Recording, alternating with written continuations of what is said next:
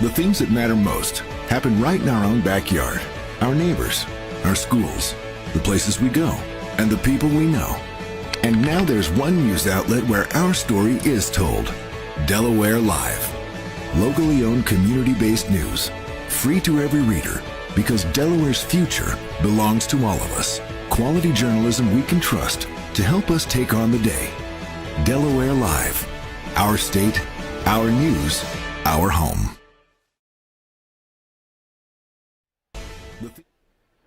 From Charles V. Williams Stadium in Smyrna, Delaware, welcome to our free live stream as we feature a Class 3 matchup tonight between the home team Smyrna Eagles and defending state champions Salesianum Sows.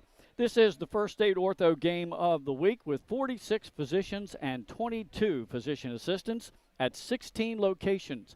They provide surgical and non-surgical treatment for a variety of orthopedic conditions, plus they're trained in current state-of-the-art techniques. They serve as team physicians for over 20 high schools, Wilmington University, many local recreation and competitive leagues. Their doctors are readily available to all local emergency departments, medical aid, and urgent care centers for consult and treatment. You can call them at 302-731-2888 or visit firststateortho.com. Please mention you saw and heard their ad on Delaware Live Sports. Good evening, everyone. I'm Glenn Fraser alongside Pat Garriantes. Both programs faced out-of-state competition in the opening week as Salesianum defeated Episcopal of PA 34-13, and Smyrna fell to the 7th-ranked team in Pennsylvania, Downingtown West, by a score of 42-6. All right, now let's bring in my broadcast partner, Pat Garriantes. And, Pat, these two have played 10 times since 2015, the second season for head coach Mike Judy. Smyrna is 7-3 in those 10 games, including maybe the most exciting one, the 2015 overtime title game at Delaware Stadium.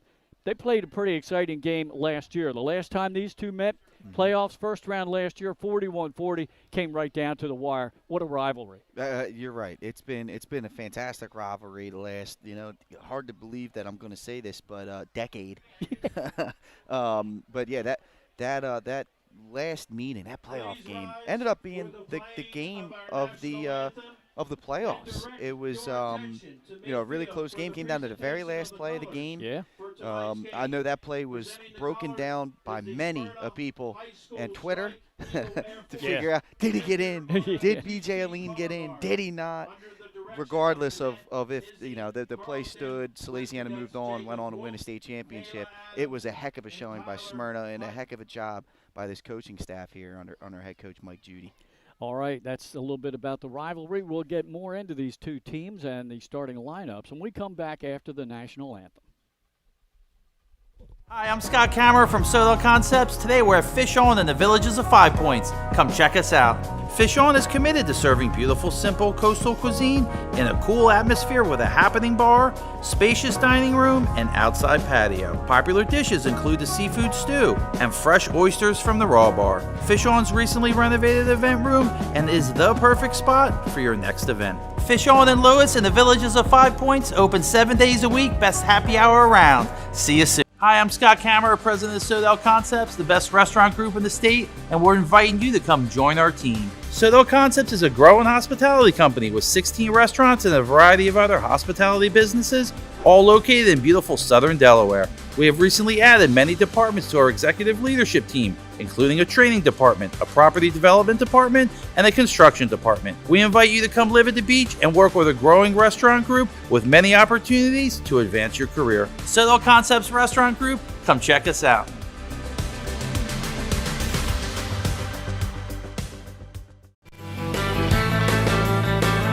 Welcome to Surf Bagel. Surf Bagel has served the community in Delaware for over 20 years, providing fresh, hot bagels, breakfast sandwiches, lunch sandwiches, wraps, salads, local coffee and smoothies, and our iconic merch. Welcome to Surf Bagel. We're stoked to serve you. Welcome to Surf Bagel. Hi, I'm Scott Kammerer from Soto Concepts. Today we're at Lupo Italian Kitchen in downtown Rehoboth Beach. Come check us out. Located inside the Hotel Rehoboth, Lupo serves coastal Italian cuisine with fresh pasta made in-house daily. Lupo features plenty of unique craft cocktails and an extensive award-winning all-Italian wine list. Popular dishes include lobster bucatini, veal meatballs, grilled swordfish, and eggplant parmesan. Lupo Italian Kitchen on Rehoboth Avenue, serving happy hour daily and dinner 7 days a week. See you soon. The things that matter most happen right in our own backyard. Our neighbors, our schools, the places we go, and the people we know. And now there's one news outlet where our story is told. Delaware Live. Locally owned, community-based news. Free to every reader, because Delaware's future belongs to all of us. Quality journalism we can trust to help us take on the day. Delaware Live. Our state, our news, our home. Glenn Fraser along Pat Garriantes back here at Charles V. Williams Stadium. Just had the national anthem played by the Regiment of Red, the Smyrna High School marching band. They do a fantastic job every year. So we were talking about the rivalry. How about the first year? What a successful season for head coach Gene Deladine. Yeah, that 12-1 overall. Again, the state championship. Defensive coordinator Paul Warlow. I mean, they've got a loaded staff and a loaded team. And taking a look down there, of course, at Salesianum, you're going to see a lot of upperclassmen playing, right? They're led by their quarterback and our player of the week from this past week, right, Brady McBride. Last week threw 22 of 31, 293 passing yards, and 2 touchdowns, getting it done. They transfer junior running back from DMA, Odell Teal. He's their lead back. 14 carries, 66 yards, and 2 touchdowns. But I should say he splits the duties with Aiden Lego, the senior, number 23. 21 carries, 92 yards, and a touchdown last week for him. Across the receiving core, you're going to go with Jasir Gaiman. He's the star there in the receiving core. He had 10 catches for 135 yards. The junior had 74 kick return yards and 69 punt return yards. The kid was absolutely phenomenal, the junior, last week. Vernell Gary, he's a senior receiver, 6 catches, 66 yards, and a TD as well. You'll also see Noah Mix hide in there and Billy Newman as well. Across the front, this is the bread and butter for Salesianum. You go Anthony Spinato. This is right to left. August Schweiger, Cam Black in the middle there. Brady Smith and Luke Gusevich, the left tackle for this offense of the Salesianum Souse. That's the offense, but how about Salesianum's defense? And it all starts with R.J. Johnson. R.J. Johnson is a superb defensive end. He had 5.5 tackles for loss last week, 2.5 sacks. He's listed at 6'5", 245. Was an all-state selection last year, dual sport athlete. The kid gets it done. He's a D1 talent, no doubt about it. And then you go right across the board, Ethan Ryback on the other end. Ryback, he's been tremendous. He had a sack and a half last week. Justin McGill as well. On the second level, you got Odell Teal in the middle, Roman Trubiano and Jacob Urban as the outside linebackers. And then in the secondary, you're going to see Yaheen Smith. He had a pick last week. Jay Burrell, he also had a pick last week. You got a captain in Mitch Cummings. You got Jet Healy, sophomore defensive back who checks in every now and then. If you recognize that name, his brother Jack Healy played here a couple of years ago. And then Patrick Dillon as well in that secondary. And Salesianum always has good special teamers. They have a good kicker and a punter. The kicker is Sebastian Hess. He punts and kicks, the senior wearing number 35. All right, let's turn our attention now to the Smyrna Eagles. Mike Judy, the head coach, in his 11th season, overall record of 84-28. Bill Schultz, the athletic director, and both of their sons are on the roster. Absolutely. Head coach Mike Judy, his son Gray, is a second-level offensive lineman. And then athletic director Bill Schultze, his son's the kicker. How about that? Yeah, it's a family affair here at Smyrna, and it's one of those old school programs like that here. And taking a look at it, just taking a look at this offense, man, that's usually what kind of stirs the pot here for Smyrna. They're led by their sophomore quarterback Drew Marks. He started or half started he split duties last year as a true freshman. Last week he had 168 yards passing. He'll be a player to watch. And then you're also going to have to keep an eye out for Tim Yancey, another player, number 23, the senior. He had 5 catches for 25 yards and a touchdown last week. Keep an eye out for him. And Phoenix Henriquez, also on the outside, the junior receiver, 7 catches for 79 yards. You'll also see Kamaj Kearney get in the mix. He's 6 foot 180. He's been a player since he was a freshman here, already in his junior year. Nakai Reed, Jason Caserta, and Christian Carroll, also youngsters to keep an eye out in, as weapons for this Smyrna offense. And here's the inexperience. It's that front line. They're not big. It might be the smallest O-line that Mike Judy has ever had, and there are no returning starters on the O-line. Nate Roscoe, who is the center, actually was a fullback last year. Hey, but sometimes they make great blockers, Glenn. They can move, they're agile. Jaden Butcher, Doug Barbie, Nolan Zetley, and Titus Brumbaugh are the guys up front for Smyrna on this offense. Now they have a little bit returning defensively in the middle of the field, one up front and one in the secondary. And, man, they had a great secondary last year. They did, and you got Amir Thomas returning. He's getting the job done as a safety, kind of roving around. JoJo Jenkins is back there as well. Out there on the corners, you got Lance Daikia and Demir Carter as their defensive backs. In the middle level there, you go Jake Sapinski, Kyron Timmons, and then in the middle, two guys that we're familiar with, Mason Spears and Mackenzie Square Ward. They're going to make a lot of plays in the running game, a lot of tackles going out. And then up front, Takai Firon, Avon Trader, it's a guy to keep an eye on, the senior. And how about this name, Wendell Smallwood? He's come back, right? Number 27. He's going to man up front as well, the sophomore. All right, that's a rundown on the starters as the captains are getting ready to meet out at the center of the field. Let's take one short break, and then we'll come back with the opening kickoff. Jason Winchell, our producer, has joined us here in the press box. We're going to set him up, and then Pat and I will be ready to call this game for you. We'll be back after this on Delaware Live, powered by 302 Sports. Hi, I'm Scott Kammerer from Soto Concepts. Today we're at Fish On in the Villages of 5 Points. Come check us out.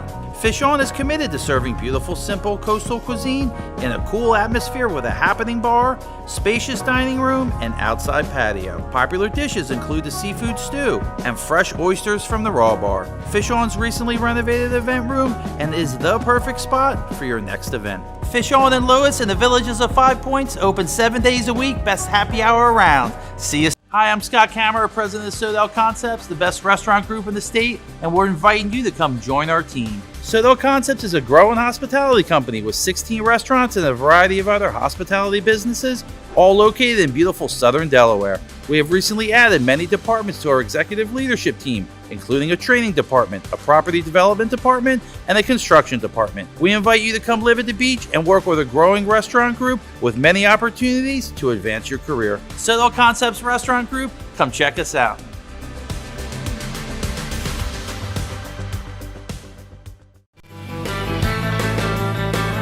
Welcome to Surf Bagel. Surf Bagel has served the community in Delaware for over 20 years, providing fresh, hot bagels, breakfast sandwiches, lunch sandwiches, wraps, salads, local coffee and smoothies, and our iconic merch. Welcome to Surf Bagel. We're stoked to serve you. Welcome to Surf Bagel. Hi, I'm Scott Kammerer from Soto Concepts. Today we're at Lupo Italian Kitchen in downtown Rehoboth Beach. Come check us out. Located inside the Hotel Rehoboth, Lupo serves coastal Italian cuisine with fresh pasta made in-house daily. Lupo features plenty of unique craft cocktails and an extensive award-winning all-Italian wine list. Popular dishes include lobster bucatini, veal meatballs, grilled swordfish, and eggplant parmesan. Lupo Italian Kitchen on Rehoboth Avenue, serving happy hour daily and dinner 7 days a week. See you soon. The things that matter most happen right in our own backyard. Our neighbors, our schools, the places we go, and the people we know. And now there's one news outlet where our story is told. Delaware Live. Locally owned community-based news. Free to every reader, because Delaware's future belongs to all of us. Quality journalism we can trust to help us take on the day. Delaware Live. Our state, our news, our home.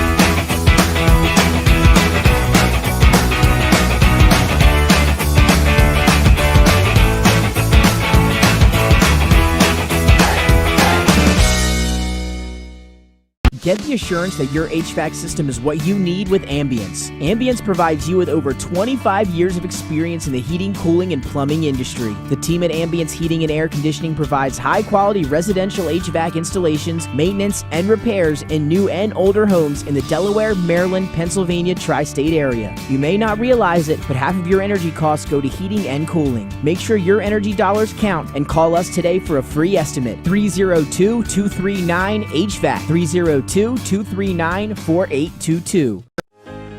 Welcome to Premier Physical Therapy and Sports Performance. We're a locally owned outpatient physical therapy practice with convenient locations in all 3 counties in Delaware.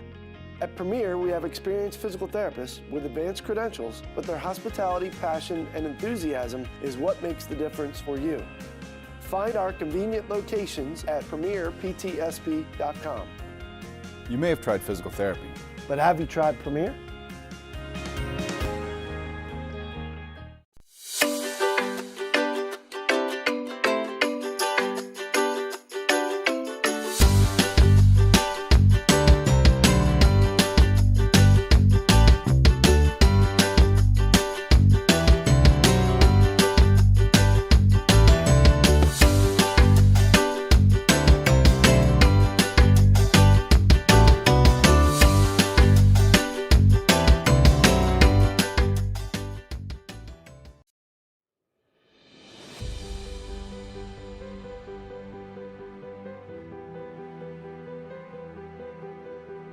How you doing? My name's Mike Cassidy. I'm the founder and president of Cassidy Painting. I started back in 1984, incorporated in 1986. I never had the word no in my vocabulary. When someone called me to do a job, I always said yes. Whether it was a struggle, whether it was 7 days a week, sun up to sundown, it didn't matter. And with that philosophy, we were able to grow to the size we are. We employ close to 80 individuals. We really enjoy being in the family business. I look forward to coming to work every day, and it's so nice to work with the people that we work with in the office. We've really become a family with them. We really create a family experience around here.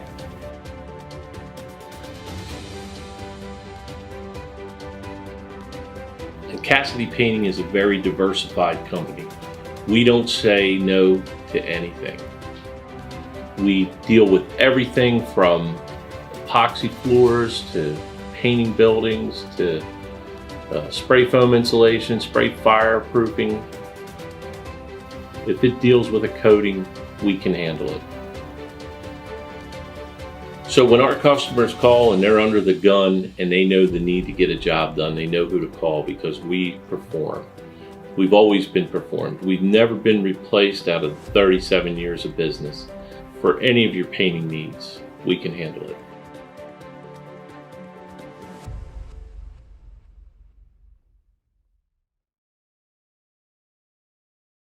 Pay attention and look.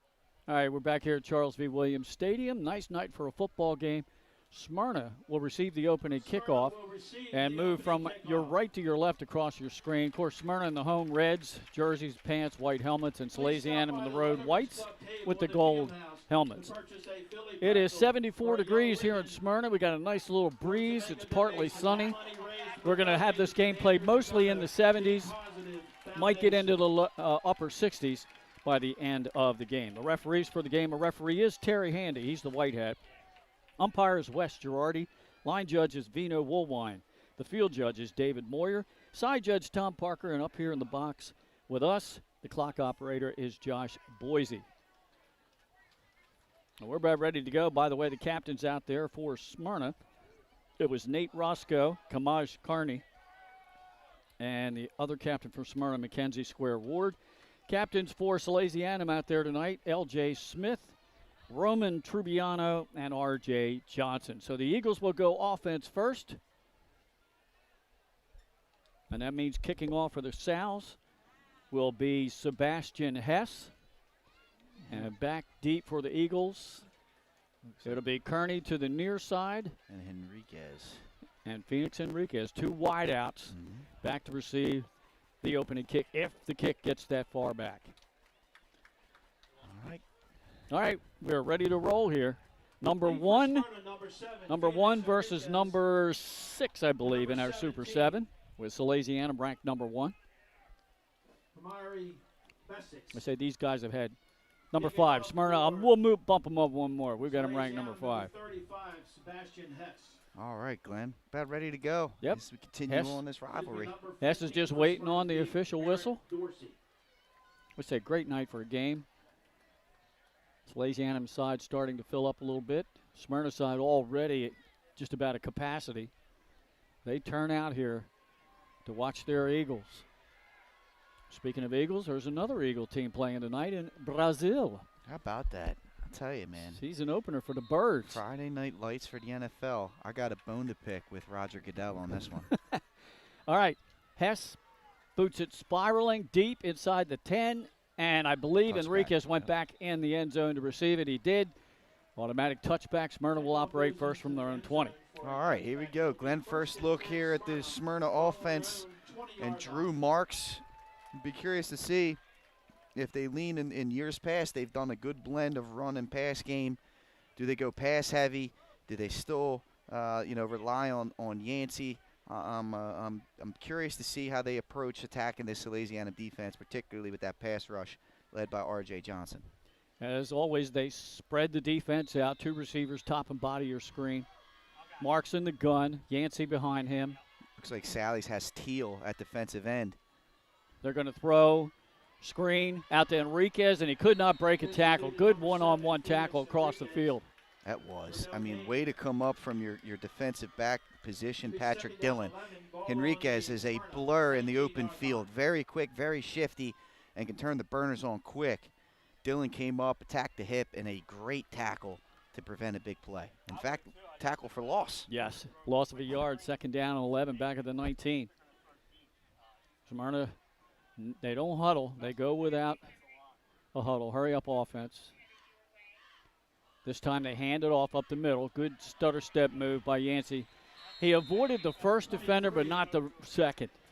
And there will be no gain. Trubiano coming up and making the play. And, I mean, right off the jump, you can see Sally's is bringing the boom here tonight. 2 great tackles. Caserta and Kearney are split to the bottom of your screen. Enriquez and number 15, we were not given him as a starter. That's Eric Dorsey. Oh, and he's split up top. Again, they'll stop the signal count, check the sideline, see if there's a change in the play.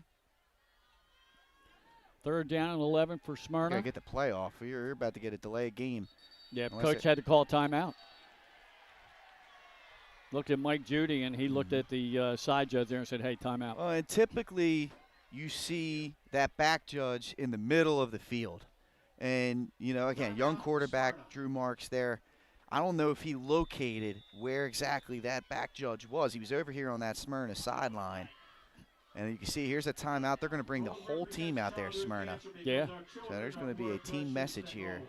Not quite the start that they wanted, I'm sure. There's some conversation with the officials. No, definitely not the start that you wanted. But, you got one more play here to try and establish a little bit of rhythm and see what happens. And that play that we saw on 1st down, that's been a staple on this offense. That quick throw out into the far flat, try to get a quick screen and get these wideouts to have a lot of speed to get the first man to miss and get downfield. But a good one-on-one tackle earlier out there by Dillon. Yeah, he came up. It was a great play. And if Salesianum is going to tackle like that, it's going to be tough sledding here for Smyrna. All right. Let's see what the Eagles dialed up here out of the timeout. 3rd and 11, Yancey behind Marks.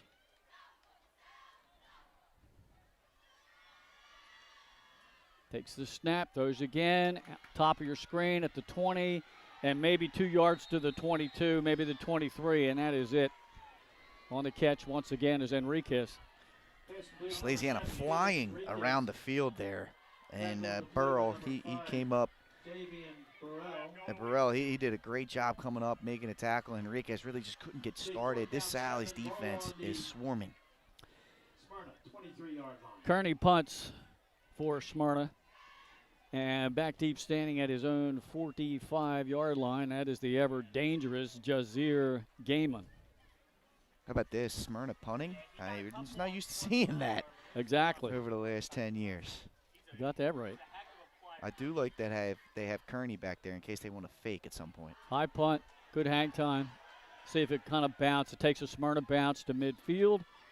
And will be down inside the 45 of the Sows at the 42-yard line. That's where the Sows will operate. Number 1 ranked team, defending state champs. All right, now we get to see our reigning player of the league and Brady McBride and the Salesianum offense. Glenn, this team, a lot of hype coming for the defending state champions. A lot of times you see these, defending champs, they lose a lot of talent. Yeah. Sally's has just replenished. Just reload. This year. Yep. And they are also going to spread the field. 2 receivers to the bottom of your screen, 2 to the top, just like Smyrna. And joining McBride in the backfield, I believe, is Lego. And hard count, and everybody on the front line for Smyrna jumped. Offside penalty against Smyrna makes it 1st and 5. Ball on the. So there's a good start for Salesianum. 1st down and 5 here. Good hard count to start this one off.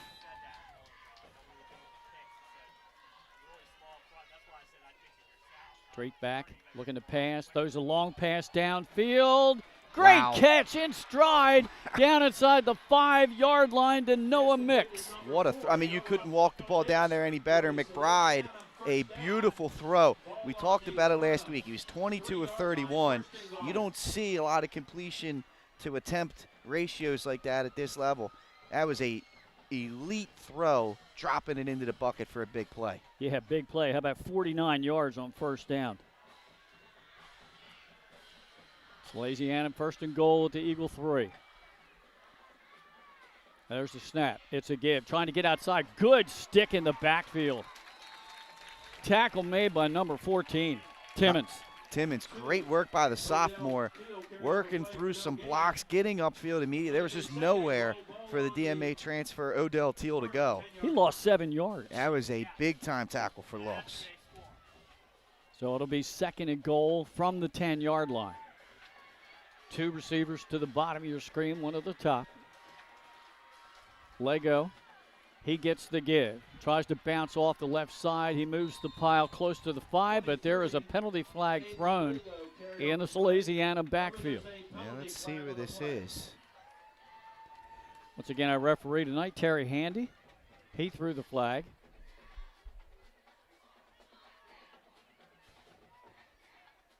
And I think the Eagles players are saying it was on the Sows. Was it a hold?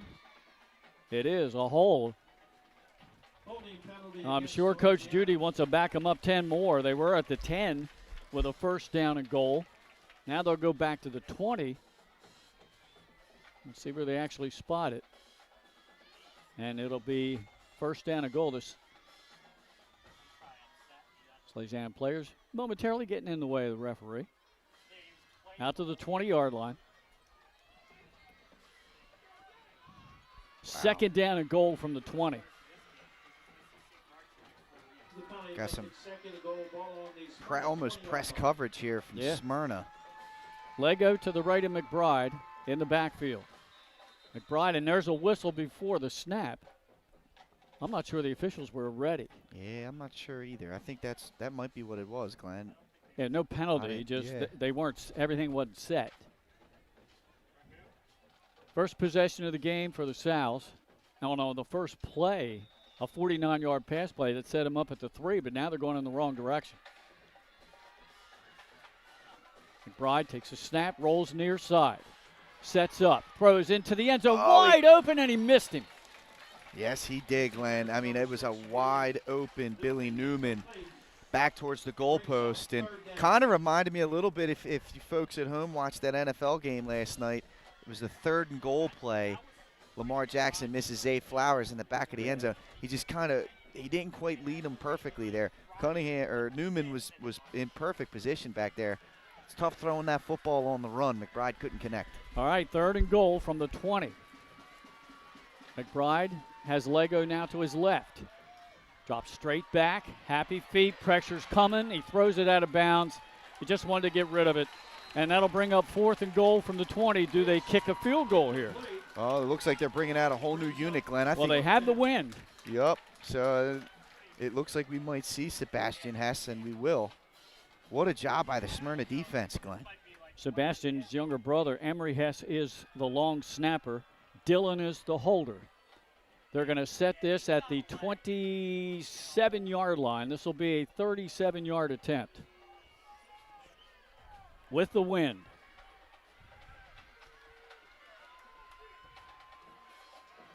High snap and then another whistle. Are they going to move it back another 5? Let's see. Here's the call. Offside against the Eagles. Move it 5 so yards it'll be closer. a little bit closer. It's still going to be 4th and goal. Ball now at the 16. Make this a 32-yarder. Yep, setting up at the 22, so a 32-yard attempt for Hess. Last snap was high. Let's see what happens this time. They make an adjustment. Good snap. Placement down. Kick on the way. Has the distance, and it is no good wide left. Yes, it was. Wide left. And you're right. It had the distance, just couldn't quite connect it. And what a stop by the Smyrna defense after the huge first down play. Gets them on the doorstep. It was 1st and goal there inside the 5. Unbelievable job. Yeah, great first play. A super pass from McBride, hitting his receiver Mix right in stride. Touchdown saving tackle made by one of the Eagles D-backs. I'm not sure who that was. I can't quite recall either. I should have marked it down, but because it ended up being very important. So then the Sows go back. They have a running play, 7-yard loss, holding penalty, 2 incomplete passes, and now the Eagles bring out the offense. Fake the handoff, looking for the slanting pattern. Good catch. Wow. The ball was behind him, and a really nice catch by Kearney.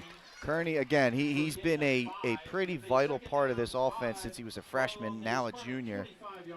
And that was a heck of a catch right there, like you said. I mean, it was a tough window to throw through for Marks. He had to put it on that back shoulder. It was the only way he was going to complete the pass. He did so, and that was a tough contested catch by Kearney. Yancey is out. Christian Carroll, the sophomore, is in as the feature running back. 2nd down and 5 for the Eagles. Now they bring Enriquez in motion, so they'll load up the near side. It's a handoff up the middle to Carroll. He bounces away across the 30 and has a first down at the 33-yard line.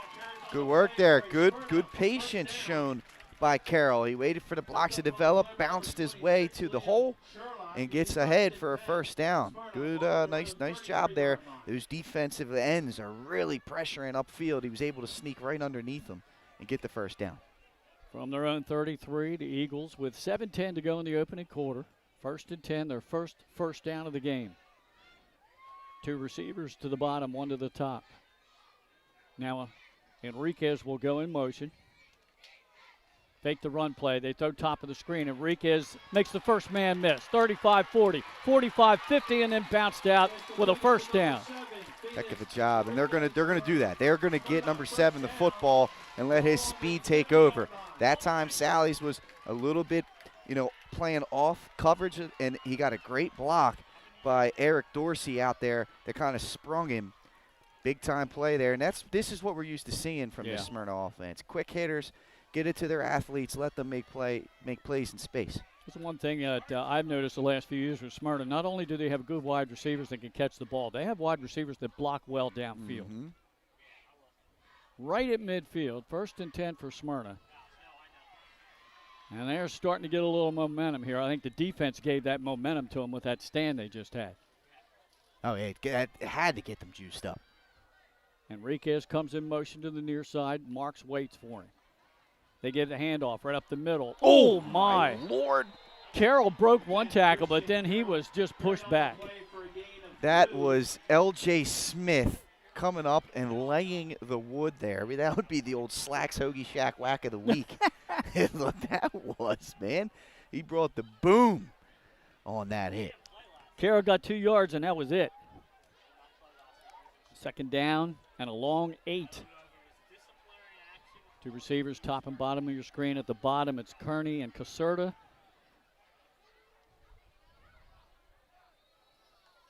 Marks looks left, goes back right, tries to set up the receiver screen again, and the catch is made by Nakai Reed, the junior, close to a first down. Yeah, again, I mean, these quick hitters, this is a staple of this offense. You think back to when Nolan Henderson was the quarterback, there was a lot of this going on. And he's here tonight on the sideline. Well, he's training a lot of these quarterbacks throughout the state. And, yeah, obviously, he's right there on the sideline, right, bringing these guys in. And, you know, he would do these quick hitters. I talked to him before the game, and I said, Nolan, what number are you wearing tonight? He laughed, and then he said, well, if you see a 19 out there, that could be me. That could be me. Halfback pass. 3rd down and 2 for Smyrna in Salesianum territory at the Sal's 42-yard line. Tight formation. This is the earthquake, and now we have a whistle before the play gets underway. Ooh, Kearney was going to pass, and he had a receiver behind everybody. Yeah, they tipped their hand there. Yeah. Something to keep an eye on, as it looked like that was the tight end, Takai Farron. He's a defensive lineman. Yeah. They snuck out there on the field. Good timeout by Sally's. Smyrna's. No, I think they said the Smyrna took the timeout. I wonder if the play clock was running down. And that's going to be a dead ball on sportsmanlike, it looks like. Penalty just came in. I think Mike Marks, the offensive coordinator, and Mike Judy both out there questioning what that was.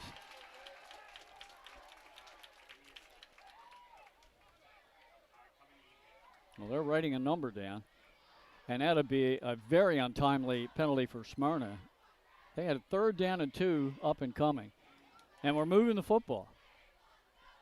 Oh, and I think they were in 4-down territory, so they were going to take their shot with a trick play on that 3rd and short, and then do whatever do what they do in that earthquake formation on 4th down. But I think it was a Smyrna timeout. All right, now we have two of the officials coming over to talk to head coach Mike Judy.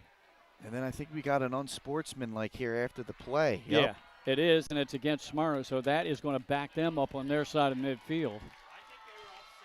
Can't have that. If you're Smyrna, you can't have those kind of penalties. It just takes your whole game plan away. You're at 3rd and 17 instead of 3rd and 2 now.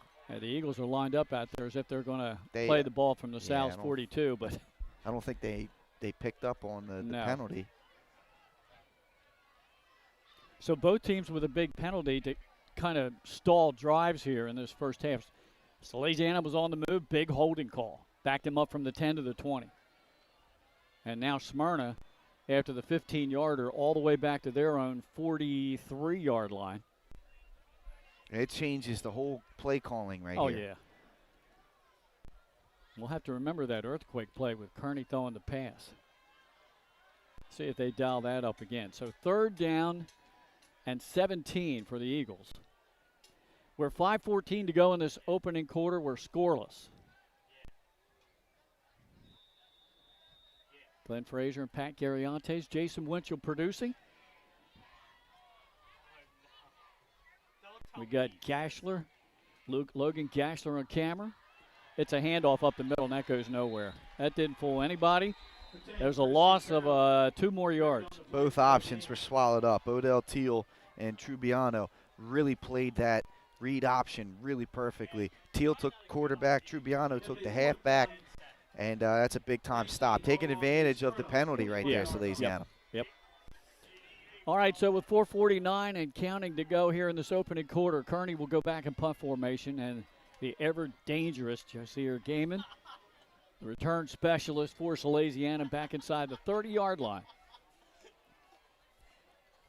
I was mentioning some of the crew members that are here. Nick Halliday's down on the field with the camera as well, and Mike Lang roaming the sidelines as well. All right, there's the snap.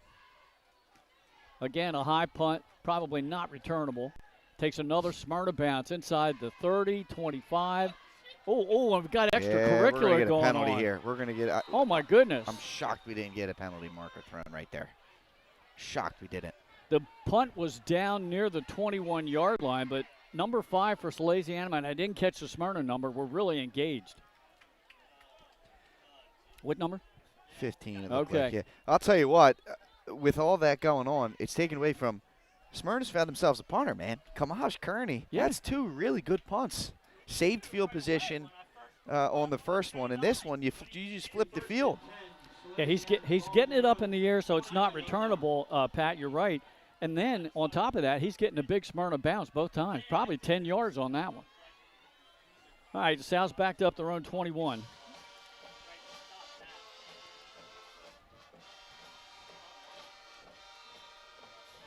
See who they have in the backfield this time. I can't tell. He's off to the left.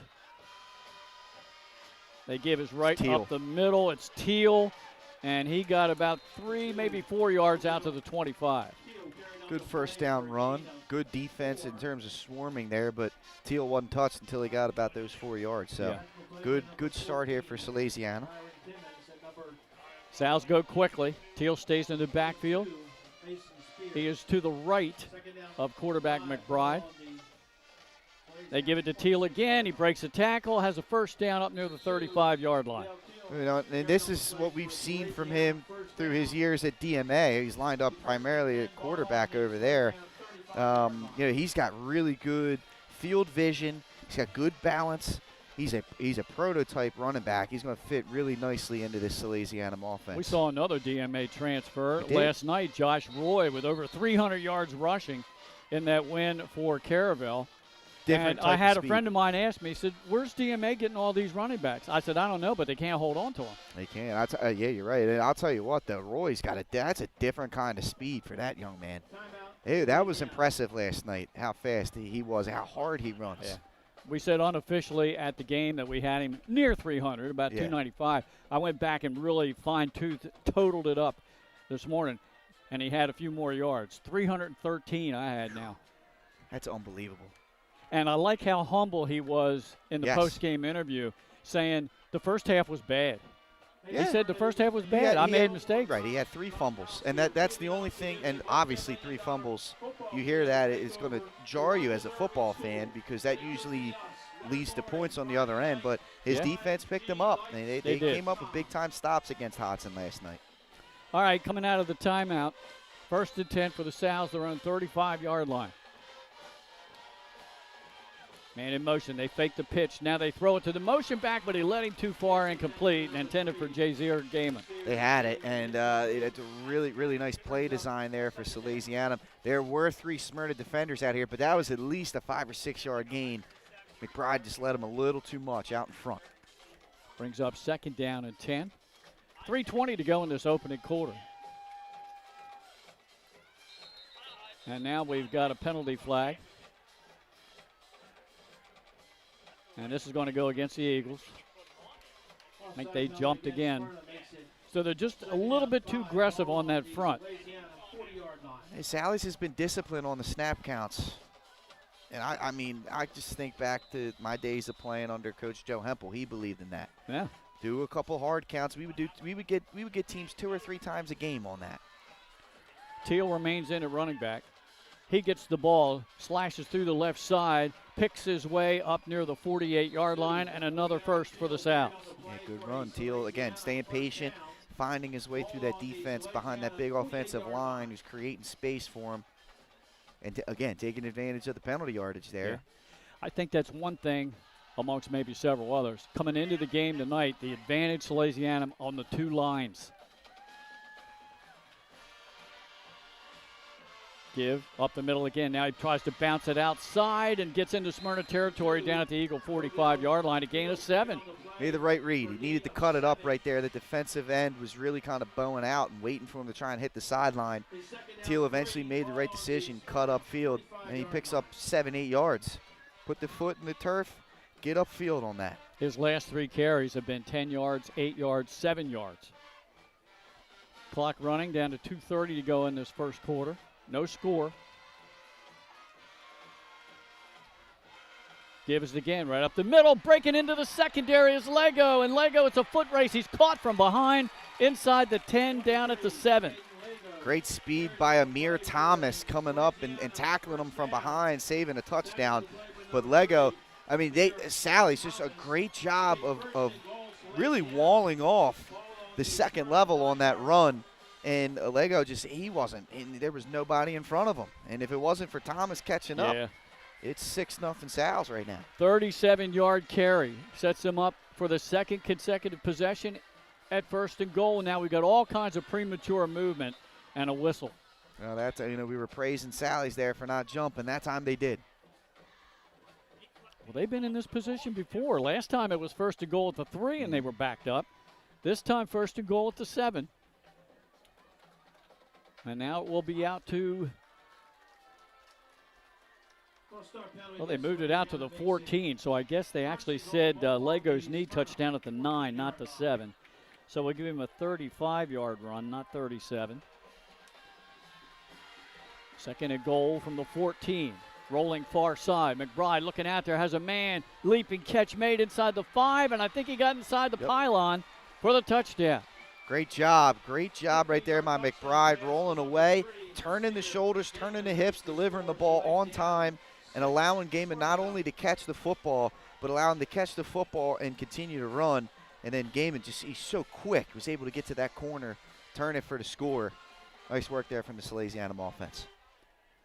Just under 2 minutes to go here in this opening quarter. Sal's on the board first on a 14-yard strike from McBride to Gaiman. And now the kicker in. And a whistle. I think Smyrna jumped. It'll be curious to see if do the Sals go for 2 now that it bumped up to the 1. Right. Coach Gene Deladon pacing the sidelines. Let's see what they do. He's making a signal out there, too. I don't think they're going to change up personnel here. So it'll still be an extra point attempt for Sebastian Hess. Smart early in the game. The holder is Dillon. Emery Hess, the long snapper. And now another whistle. I think Smyrna again jumped. Yep. Now you got, and now look, he's now going to you're push thinking the, about yep, it. Yeah, here they come. The offense on there. Yep. Costly now. The Sals will go for 2. I like that from Coach Deladon. I like that. All right, you guys want to give us the yards? All right then. I guess we'll take the we'll take the extra point if you're gonna tempt us like this. The ball down close to the 1-yard line. And let's see who the feature back. It's going to be Teal. McBride very alertly counting the personnel, making sure he has everybody. Conversion from the 1. Teal gets it. And he dives through for the 2-point try. Gaiman gets the touchdown catch. And Odell Teal gets the conversion. Timeout on the field, 1:57 to go, opening quarter. Let's keep it right here, Pat, because we're going to break at the end of the quarter here coming up. 8-0 Salesianum. Now, we talked about penalties. Last night, I wonder if anybody was alert and paying attention to our broadcast, because I played a little trick on everybody, and nobody responded to it. And I give you kudos. I think you didn't say anything because you thought Fraser's out of his mind. There were 2 unsportsmanlike penalties against the Silver Eagles. There was. After a touchdown, so they were going to get backed up on the kick. And then I said, thinking, I'm going to say that Caravel's got this. Caravel can kick it off. Why don't they go for an onside kick? Nobody said anything. I was waiting for it. I don't know whether the chat board said there was anything on there or not. But nobody picked up on it, and I said, hey, joke's on them. Nobody picked up on it. I'll tell you what, Glenn, if there was anything on the chat, it's good that we did see it, because that chat board on any kind of stream, anytime you watch it, there's a lot of stuff going on there. There's a lot of stuff going on there. I don't pay attention to it. And it's not something to pay attention to. No, but I said, I threw that out there just trying to cross people up. Nobody said anything. Wow. Got a score update. Benny Mitchell, he's got Sussex Central and Middletown tonight. Middletown on top 13-7. Yeah. After 1. Good game. Mm-hmm. Good game. 2 really good 3A matchups we have tonight for you. There's the kickoff, and we got a whistle, and Salesianum was offside on the kickoff. All right, week 1, little sloppy. I know they both had opening week games, but sometimes it takes 2 or 3 games to really get in a groove here. On the kickoff, they'll free kick from the 35. All right, so now backed up at the 30. Now, last time, Sebastian Hess kicked it to the goal line And the Smyrna receiver who returned the ball, he stepped back in the end zone, automatic touchback. This time, Smyrna might get a return. They might, unless Hess was holding back on us and has got a little bit extra in him. All right, so once again, Enriquez to the near side. And I guess that's Dorsey to the top side there.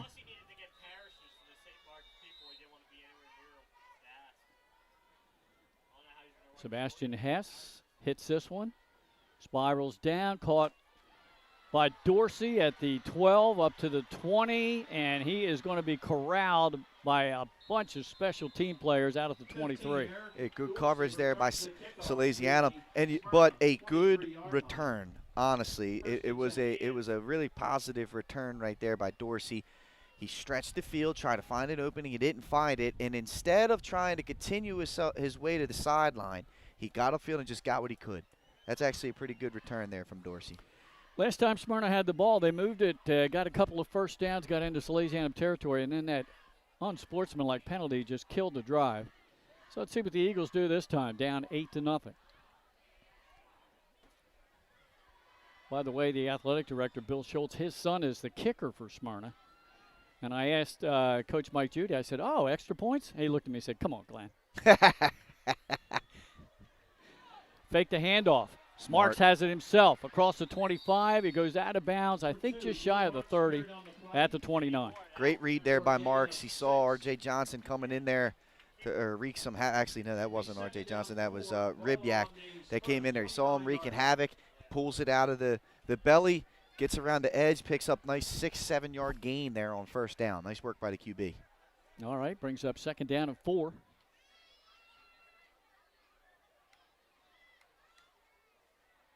Marks with the hard clap, doesn't draw Salesianum off. Yancey's behind him. He goes up, changes the play with his center. Takes it on the first clap. It's a pitch out to Yancey. Nothing there. He's going to go down at the 26 and lose 3 yards. Good tackle. Was that Dillon again? No. It looks like that was number 28, Jet Healy, the sophomore. Okay, Jet. And it was a great job by Healy. He came up, he kept that outside arm free, right? Wasn't allowing anything to get outside of him. Great tackle coming up. This young man's going to be a special player. I remember we called a CYO state championship game, or a CYO championship game a couple years ago. He's playing for St. Mary Magdalene. Knew then he was going to be something. And here he is already on the field making plays as a sophomore. Yeah, as a D-back, he's reacting quickly to these run plays. They fake the run to Yancey. Now Marks is going to take off. He got a block, and he'll get a first down up near the 40-yard line. Took a big hit. I'll tell you what, L.J. Smith's out here really laying some big-time hits on people, man. That's a good decision by Marks, though, to get 13 yards in the first down. Yeah, he did. Nothing was open. He saw defensive backs turned. That means a man-to-man defense, I'm going. He did a great job. Got a good block, too, by the way. I think it was Jason Caserta. Yeah, he did. Under 50 seconds to go in the quarter. Marks checks the sideline for the play. Receivers are stacked here near side. Now they send Enriquez in motion to the top of your screen. They fake the handoff. Marks runs the option. He's going to take it himself, and he carries a defender up close to the 44. Not bad. I mean, it's a 4-yard gain. What you got to keep an eye on is you saw Enriquez over there at the line of scrimmage. So they do the read option, read a defensive end. And then Marks is going to run, and if they commit to him, he's going to go. Both secondary guys flew in at him. If he keeps his eyes downfield, he's got Enriquez on that sideline on almost like a lateral type throw. Something to keep an eye on later on. See if Smyrna gets this play off. We're down inside 2 seconds. No. We're going to be the end of 1 quarter of play here at Charles V. Williams Stadium in Smyrna. It is Salesianum 8, Smyrna nothing. We'll be back right after this with second quarter action on Delaware Live, powered by 302 Sports. First State Orthopedics has 46 physicians and 22 physician's assistants at 16 locations across the state of Delaware. We provide both surgical and non-surgical treatment for a variety of orthopedic conditions, are specially trained in current state-of-the-art techniques. We serve as team physicians for over 20 high schools, Wilmington University, and many local recreational and competitive leagues. Our doctors are readily available to all local emergency departments, medical aid units, and urgent care centers for consultation and treatment. Give us a call today at 302-731-2888 or visit us online at firststateortho.com.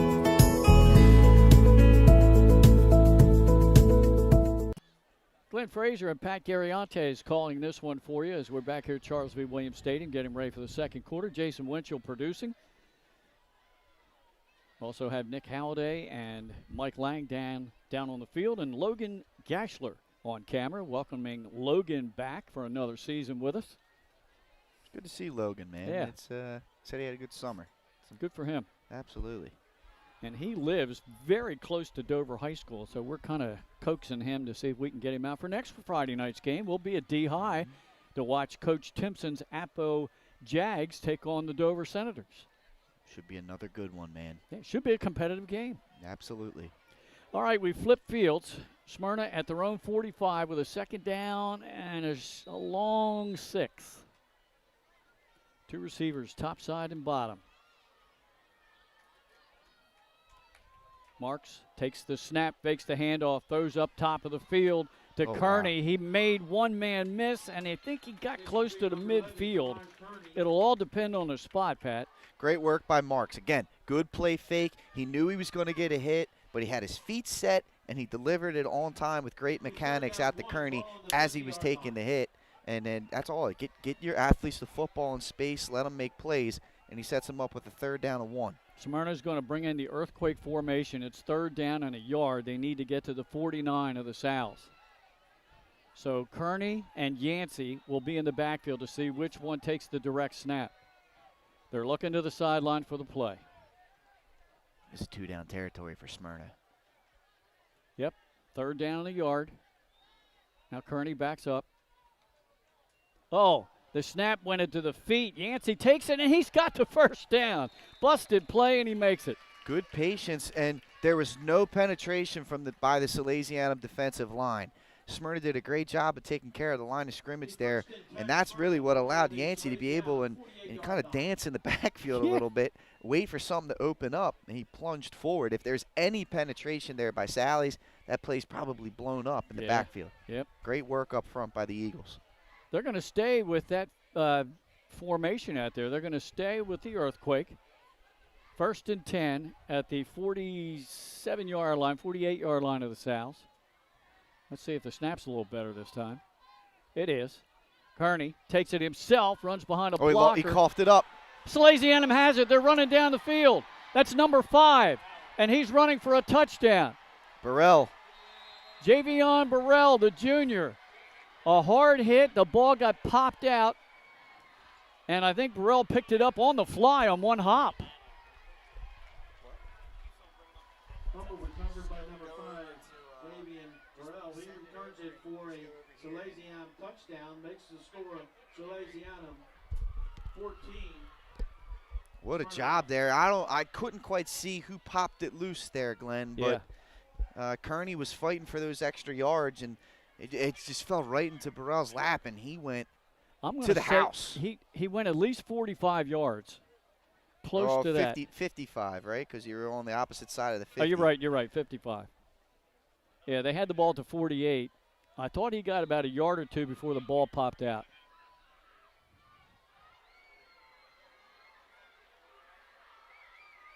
All right, Sebastian Hess on to try to make it 14, or 15 actually. Kick is up. It's good. And the kick is good this time. 15-0, Salesianum on top as we keep it right here with 11:13 to go in the first half. Heck of a job there by Sally. Just playing good fundamental defense. I'll tell you, Burrell in the open field, there was nobody catching him. That's for sure.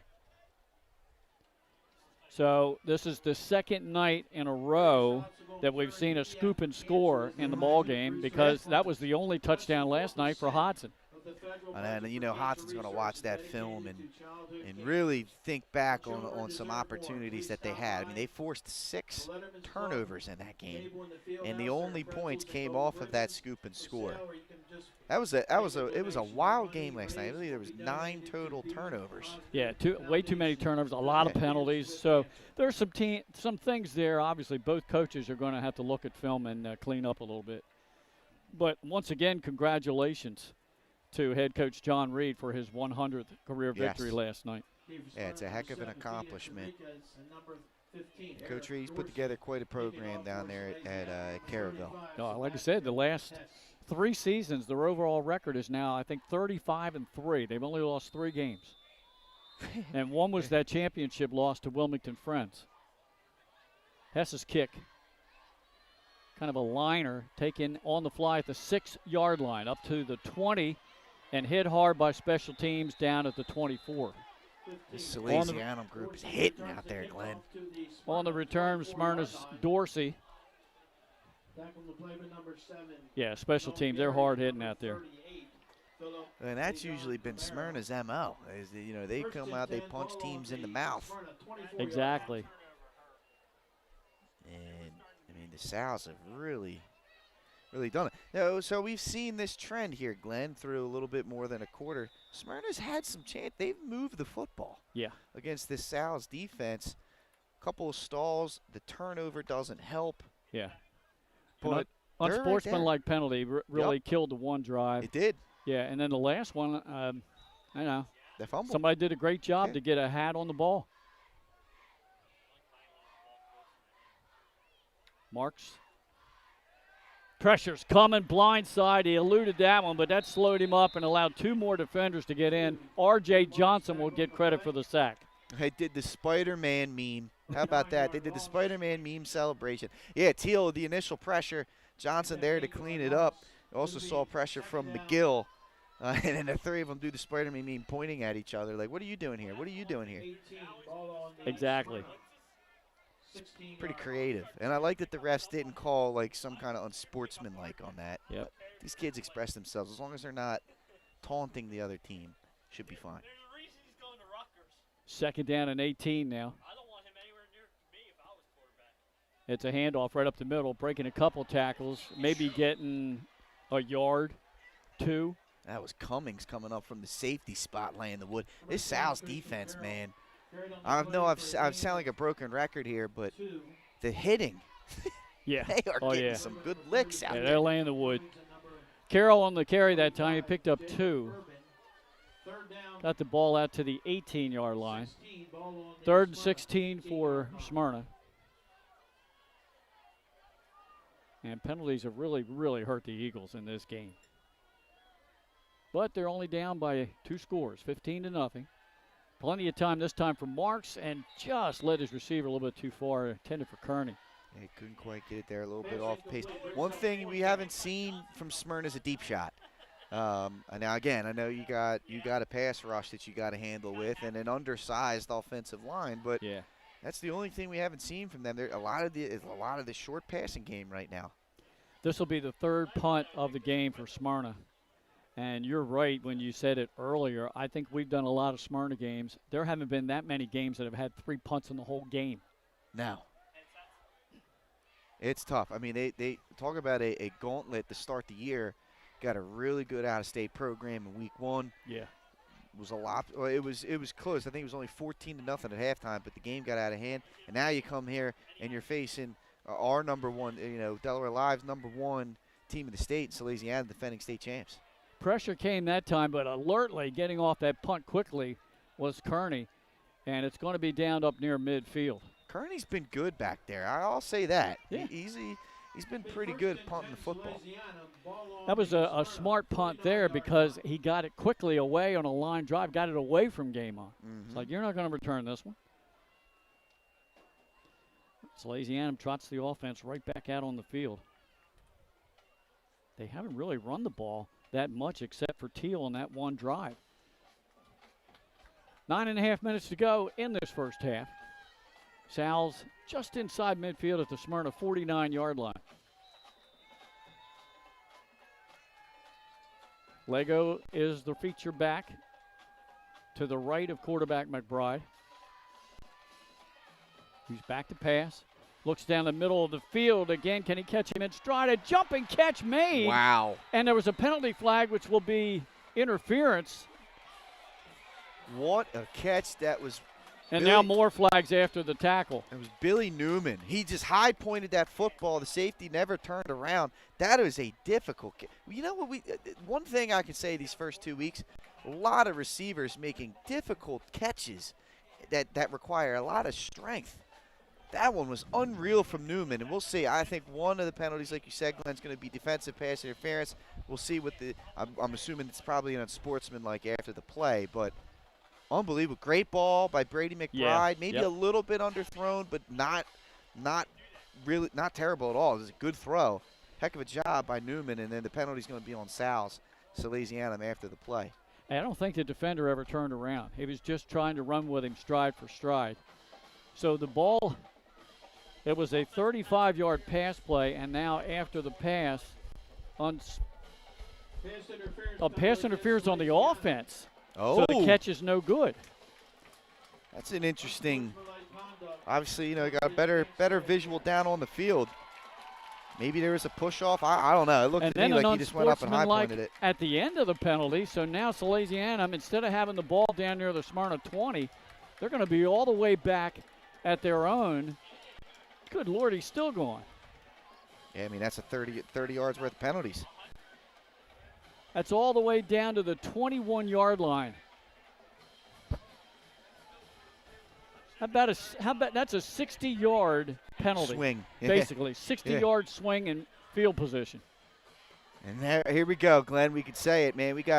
This is First and Broom Street. I mean, they're back at home right now, Sally's, to start this drive off. I mean, you might be going the wrong way there. I think that's headed south. So it might be First and Dover. At least maybe First and Cheswold. Dewey. First and Cheswold. Swede Street for all the seniors out there. Smyrna D-backs are really not that far off of the line of scrimmage. These guys are saying hi to Monty at the starboard. McBride rolls near side. He throws the out pattern. Good catch made, and then stepping out of bounds shy of midfield. That is a perfect throw, rolling away from his strong side. A nice flick of the wrist. He's dropping dimes out there today. I mean, I've been very impressed with McBride. Obviously, he was our player of the week last week, and you can see why. The premier PT player of the week is dropping dimes here. They picked up 26 there. Plenty of time as he rolls far side. Now just throws out in the flat. The pass is complete into Smyrna territory at about the 48-yard line. So they gained all the penalty yardage back in 2 plays. Yeah, and now they got a third and manageable 3rd and 9 after, we made the jokes about first and the starboard. Impressive here from Salesian. They're a locked-in football team, aside from, obviously a couple of penalties here. Yeah, 3rd down and 8 after it was first and forever. Rolling near side, McBride has time. Throws the ball wide open, was Jasir Gaiman, and got turned around and couldn't make the catch. Had a nice flood concept there, right? You had a player going deep, and he ended up running a post to clear this cornerback out. You had someone in the flat, and Gaiman was right there in the middle area, intermediate area. And, again, as good as McBride's out there throwing the ball like a shortstop. It's really nice. Just a little bit too high on that throw. Sal's will go for it on 4th down and 8 at the Eagle 47-yard line. Back to pass. McBride throws the quick out pattern and just can't connect there with number 6, Billy Newman. So Smyrna will take over on downs after all that, but credit the Sal's for having a 60-yard flip in field position with penalties, and they almost made it all the way back. They did, and big stop though there for Smyrna. You take what you're given, right? And Sally's have kind of gotten in their way a little bit here. Obviously, Smyrna's given them 7 points with the turnover for a touchdown, but nice work. See if they can swing some momentum back their way here, the home team. Plenty of time here in the first half, just under 9 minutes to go. The Sal's on top, 15-0. Marks has Yancey behind him. Fakes it to Yancey, looks middle of the field, and just out of reach for Phoenix Enriquez. So there it is, right? I alluded to it on their previous possession. We've seen a lot of runs. We've seen a lot of quick passes. We haven't seen the shot taken yet. Yeah. There it was. And they go to their big play receiver, Henriquez, down the middle of the field, and he had him. Marks missed him by about maybe a half a yard, a little too far out in front from a big play. But I like that, and Smyrna's going to have to do that, try and keep this Sally's defense honest, because right now they're just playing on their toes, coming forward and laying the boom. If you notice in that last play, Dorsey was the deep man. He was behind Henriquez. He was like a double post almost. Yes. Got the handoff just in time to Yancey, but he struggles to get back to the line of scrimmage. It'll be 3rd and 10. And we got another penalty there. Yancey's in some pain. That was a very awkward tackle. Oh, wow. You know, I talked to head coach Mike Judy, Pat, before the game, and I asked him about the season this year. I said, it looks like you've got maybe your smallest O-line, and now there's another late flag thrown near the Salesianum players. But anyhow, he said, Glenn, what we have this year really is a lot of new pieces and inexperience. He said, maybe more so than I've ever had. So it's a lot of teaching moments for us. And we're early in the season. You know, we're going to make some mistakes. We're just really trying to get everybody on the same page. So early season, Smyrna just trying to get things together and get things going. You know, and I like I think that's a great approach from what has become a legendary coach here in the state, and that's why he's won. That's why you see 4 state championships hanging up over there. He's 84 and 28 overall as a coach. That's a great mindset with a young team and a bunch of guys in new positions. They've made the playoffs as a 4 and 16. They've made the playoffs. Like you don't need to, you know, be 8 and 2 anymore, right? So you got a little bit of time to develop. That's a great message to send to these young men, because you're again, this beginning of the season is a gauntlet of a schedule. These first 2 games, things may not go the way that you want them to. You can't drop your head. You've got to continue to power forward and get things right by the end of the year. Yancey is limping off, really favoring that left leg. We hope that's nothing too serious. I would hope that that's just cramping, but I don't know. Hopefully the young man's okay and can come back, if not tonight, then next week. You got to hope he's all right. He's walking off the field, which is a good sign. Yeah. I mean, it doesn't guarantee anything for tonight, but it's good for his fortunes. Hopefully it's just a sprain. So Christian Carroll back in the game at running back. I was going to say, Glenn, back to the field here. Yeah. 2 penalties. I think they're both going to go against Salesianum. Yeah. And there's the first call. That was a personal foul. And I think that was just unnecessary roughness during the play. Okay. What happened after the play? That, I think, is going to be the ruling that we're going to want to pay attention to. And I think you're going to get that signaled right now. Dead ball. Unsportsmanlike. And on Sally. So they had 2 big penalties on themselves in the last offensive possession. Now here's 2 big ones defensively. And listen, I was talking to a friend of mine who watched the game at Salesianum, and now Jason and Mike were there, and said a lot of the Salesianum faithful were very upset with the players in the first half of that game with all the unsportsmanlike penalties, and that they were screaming from the stands. And, you know, they wanted to be cleaned up. They didn't like that style of football. So let's see. They're getting it again tonight. Smyrna all the way down outside the 22. Marks rolls. He throws. Diving attempt, and that catch is made by Henriquez at the 15. Henriquez, great job of using his body. He's a taller guy. He's lean, but he's a taller guy. He used his body as a shield. He did a great job of securing that catch for the 8-yard gain. Yeah, I mean, you know, not only does it maybe leave a distasteful taste in the mouth of the home faithful, but more importantly, it hurts you as a football team in a game. Giving up all this yardage, it's not a smart way to play. I'm sure you'll see them clean it up. And with all that, they still won last week with a great comeback. Drew Marks with a pump fake. Now he's scrambling. Throws it and just gets rid of it out of bounds, incomplete. Did a good job, right? And, you know, as a sophomore quarterback, it can be easy to hit the panic button when you're getting that pressure. It's collapsing on you. He did a good job of finding safety and throwing it away. He got outside the tackle box and just floated it away out of bounds near 2 receivers. No chance for intentional grounding. Doesn't take a sack. That's a win. It's 3rd down and short. And Smyrna will bring in the short yardage formation, the earthquake, which worked one time for them and then didn't work the second time. Let's see what happens here. 3rd down and 2. They go quick. With the ball, Christian Carroll. And I don't know. It'll all depend on the spot as a bunch of players just kind of tossed him out of bounds. They're only going to mark him for a yard at the 14, so it's going to be 4th and 1. See if they run into the teeth of this defense. Clock running. Actually, it stopped because Carroll got out of bounds. You got a little line of scrimmage view here, Glenn. One of these new views we're working with. Oh, okay. You look at that. Good. 4th down and 1. And we've got jumping. The center got pushed back. He didn't even snap the ball.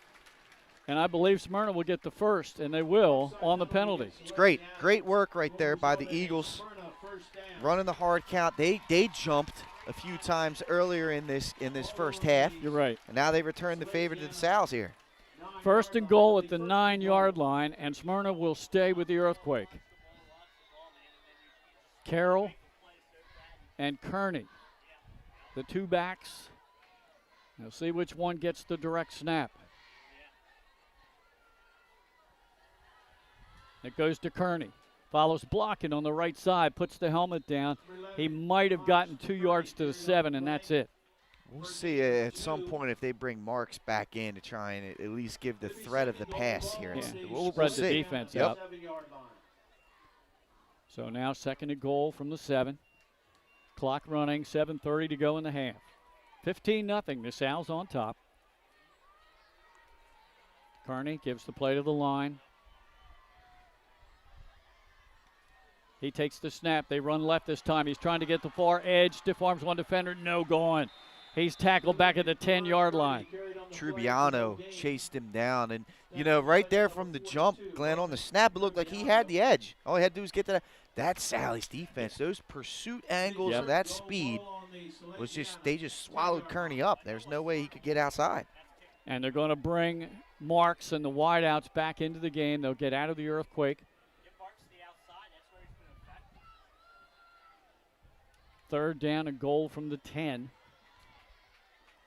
Let's see what they do here. They bring Marks back on the field, Glenn. Yep. Enriquez. That's what you got to watch. Is to the top of your screen. Now he comes in motion. Stops. Goes back the other direction. Fake the pitch out. Mark comes back the other way. Throws it into the end zone. It's tipped and then in and out of the hands of the intended receiver. Somebody got the hands on in the first level. It looked like it was Cummings that got his hand on it. But the play design, I love the play design. You bring Henriquez over, then you stop him. You chase like he's going back to the short side. You go play action. You drag him across in the flat. Sally's did a great job of bumping him at the line of scrimmage. Again, prior to 5 yards, you can hit a receiver. Yep. They do that. He can't get off. It was a good decision, good read by Marks. But that linebacker was just sitting there just enough to get his hand on top of it. Otherwise, that might have been 6 for Smyrna. 4th and goal from the 10. Caserta and Kearney to the top of your screen. There's the snap. He looks into the end zone, and the receiver, just inadvertent contact. They kind of ran into each other, and he hit the deck, so incomplete. And the Sal's hold. And once again, it was L.J. Smith flying through with the hit on the quarterback. He has been superb out there on the defensive side of the football. And Sally survives, Glenn. Yeah, they do a good job. Smyrna got to the 7, and that was it, and they pushed him back. Did a good job against that Earthquake formation. All right, so the Sal's come out onto the field. They take over at their own 10-yard line with 6:18 to go in this half, and up 15-0. I want to mention, too, our premier physical therapy player of the week was Salesianum quarterback Brady McBride, and we're going to put that out there every week for you. All right, 1st down handoff. Comes to the near side. That's Lego. He is hit. They stretched it out, and Smyrna was there to get him for about a yard gain. Smyrna got a little pep in their step defensively. For a gain of 1. Be 2nd down 9. Ball on the Salesianum. Second carry of the game for Lego with 36 yards. He had that big 35-yarder earlier in this quarter. 2nd down and 9. Pitch out. Jasir Gaiman, he cuts it back against the grain and stretches it up close to the 20. I think he'll have the 1st down. Great cut there by Gaiman. Way to read the field, see the over pursuit, find the cut lane, get upfield for a 1st down. 9-yard pickup. A first and 10. Actually, a Ball on 10-yard the pickup up to the Salesianum 21. 21-yard line.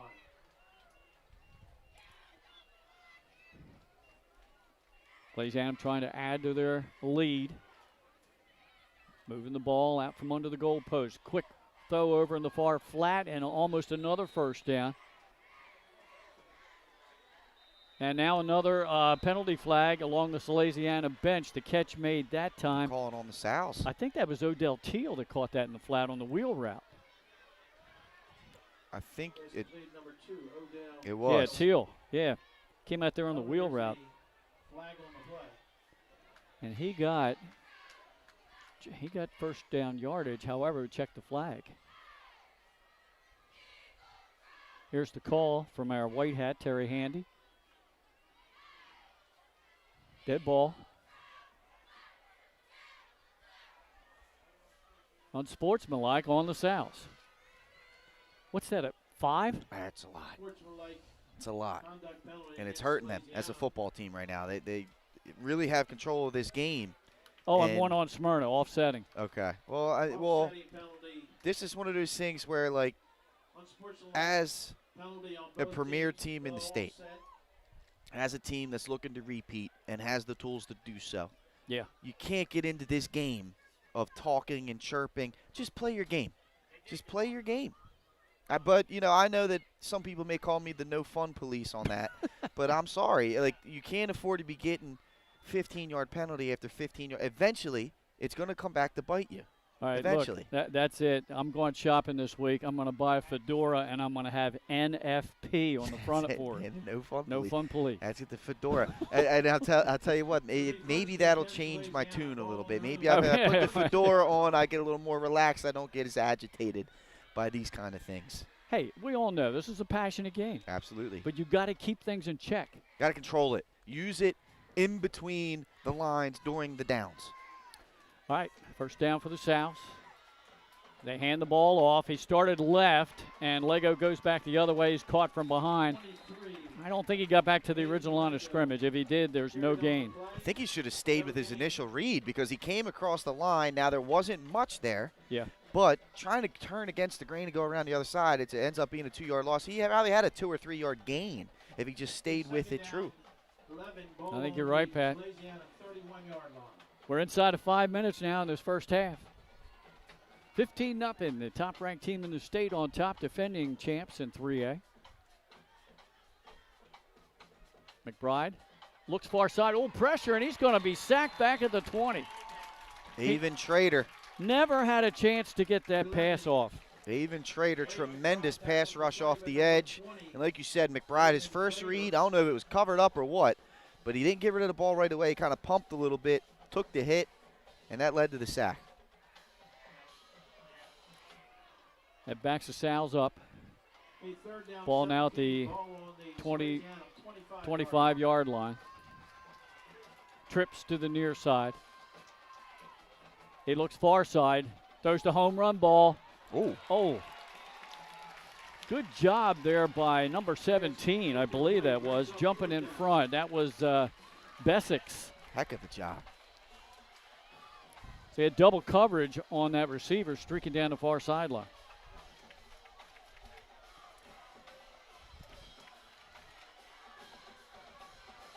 That was a heck of a job. He flew across the field. Yeah. It's good coverage by the corner as well, but he comes across and knocks that ball away, so there's not even a chance that the Salesianum receiver can make a play. And once again, Smyrna comes up with a big stop, taking advantage of penalties. Sebastian Hess, the kicker, is also the punter. And he's back near the 10-yard line. Dorsey back deep for Smyrna. He's standing inside the 35-yard line. Still plenty of time in the half, 4:07. So it's fourth down and, what, about 18? Fourth down and 17. About right, yep.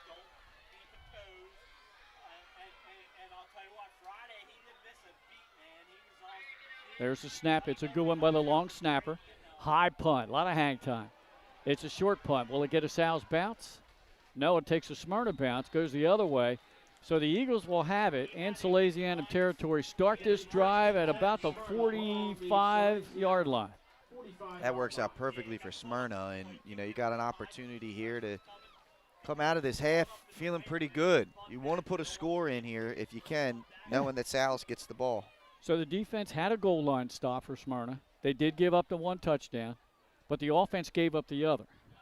Mm-hmm. Pretty good ball game so far. Just a 2-score advantage for the top-ranked team in the state.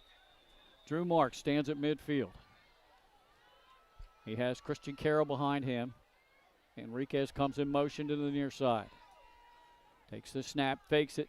Oh, no, it was a give right up the middle. Good job of faking by Marks. Christian Carroll will go down to the 41-yard line. Gained about 4 there, 2nd and 6. On the Salesianum 41-yard line.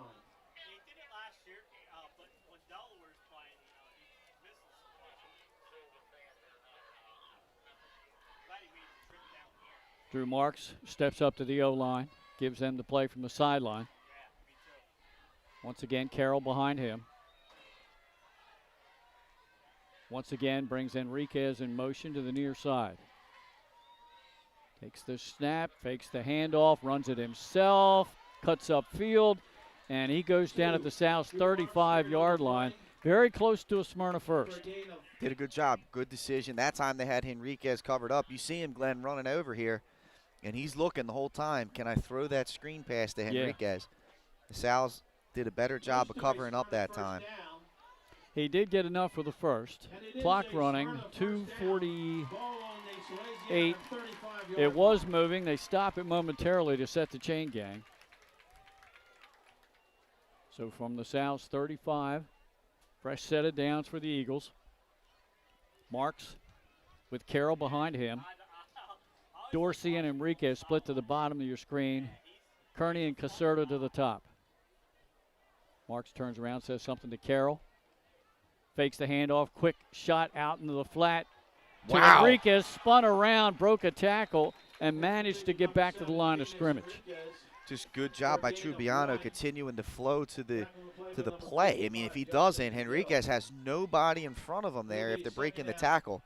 Good work there by the junior linebacker to stay with the play and make sure that didn't turn into a big-time, big-time touchdown. Yep.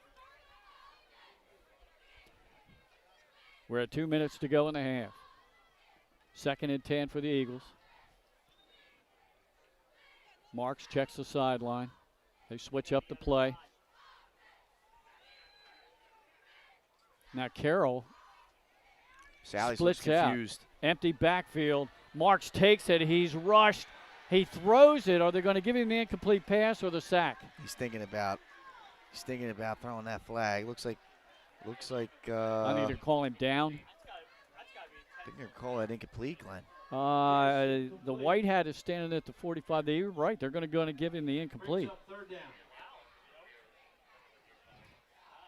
So that brings up 3rd down at 10. That stops the clock with $1:37 to go here in the half. And now we have an official timeout.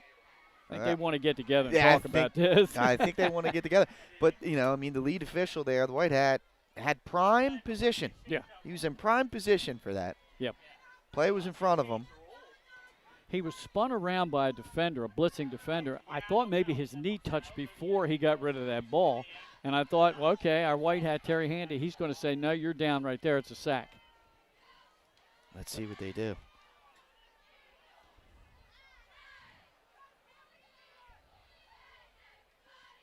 All right, here's our call from the referee. And intentional grounding. Wow. So that will be a penalty and a loss of down.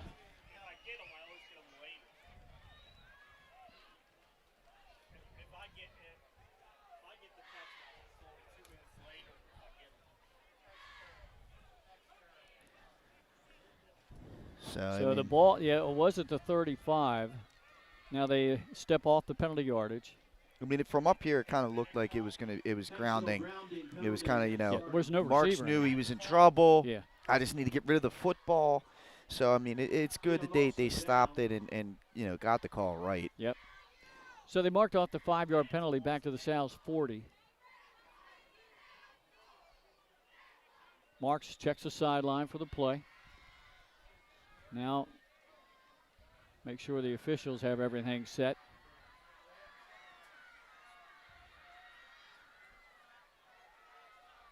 There's still some discussion out in the center of the field. Be third down 15, ball on the Salesianum 40-yard line.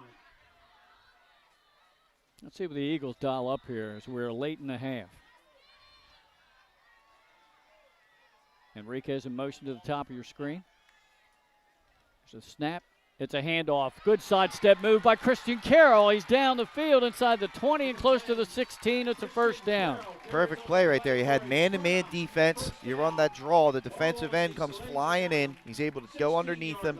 Everybody's in pass coverage. They got their backs turned. Turns into a big-time play. Nice work right there. Good run by Carroll. From the South 16, first and 10. Marks with Carroll behind him. Now he's going to put Carroll in as a slot receiver. It's an empty set. Marks takes a snap, looks in the far corner. It's going to be a jump off for Enriquez, and now just over his head. Yeah, it's good coverage out there by Burrell. He's been good in the secondary. So that stops the clock with 64 seconds to go in this first half.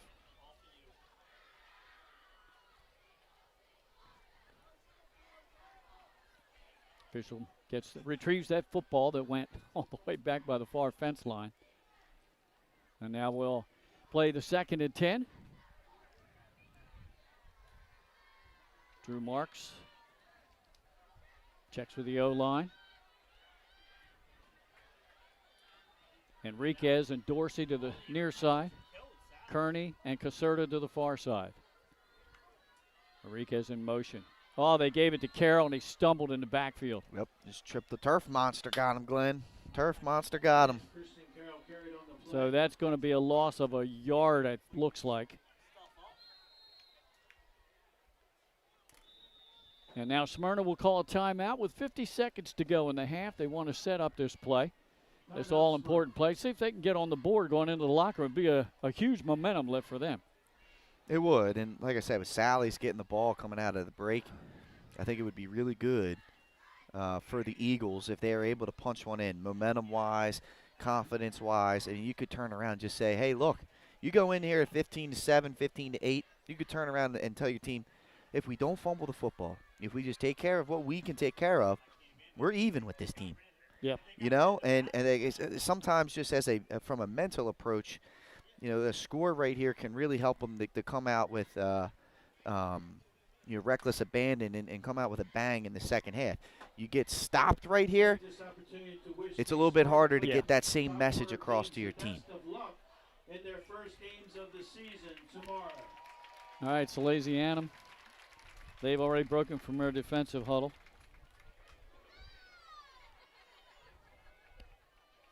We've got a score from down at the Castle at the end of one quarter. Middletown up 13-7 over Sussex Central. I think we had that actually already. All right, down on the field, ready to go. Third down and 11 at the 17 of Salesianum.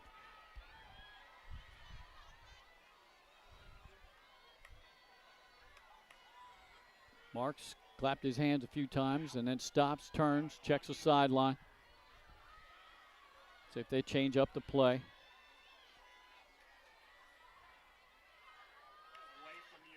He's back to pass. He throws. He tried to throw a screen and it was deflected at the line of scrimmage. They didn't blow the whistle. It was picked up by Sally's and returned out to midfield, but it looked like an incomplete pass.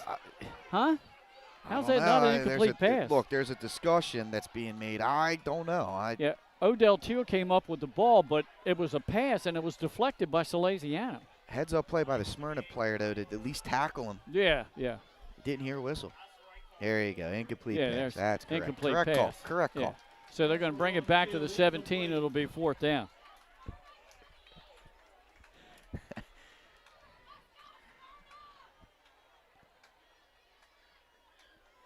Brings up fourth down. I got a little bit of confusion in this one here tonight. keeping us honest, Glenn. Yeah. Keeping us honest in here, man.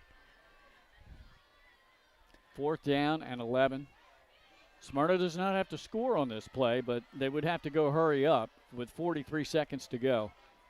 They can get a 1st down.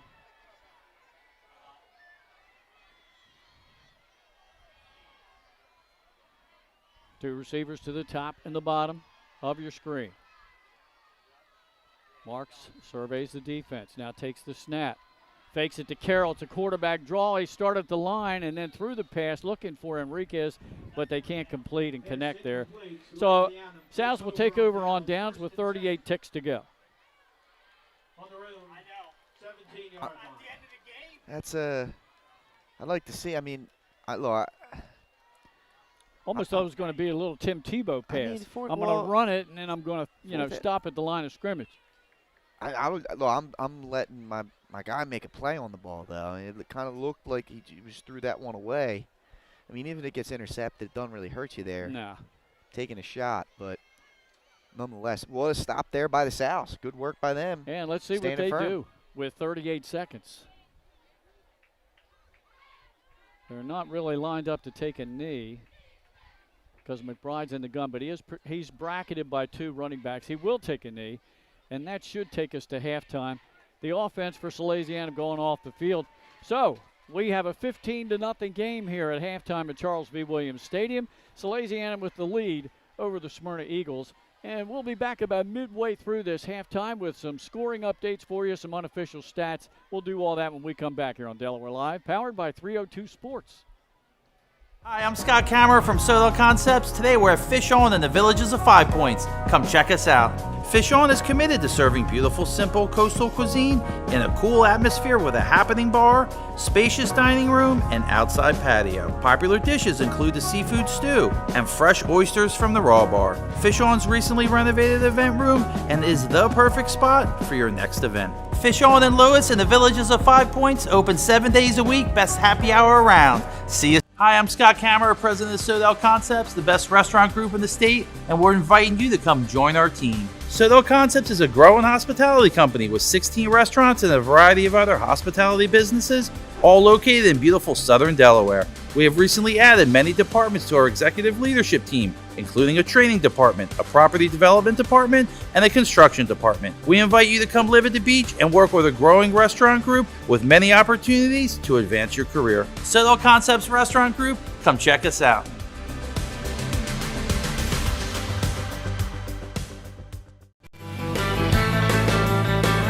Welcome to Surf Bagel. Surf Bagel has served the community in Delaware for over 20 years, providing fresh, hot bagels, breakfast sandwiches, lunch sandwiches, wraps, salads, local coffee and smoothies, and our iconic merch. Welcome to Surf Bagel. We're stoked to serve you. Welcome to Surf Bagel. Hi, I'm Scott Kammerer from Soto Concepts. Today we're at Lupo Italian Kitchen in downtown Rehoboth Beach. Come check us out.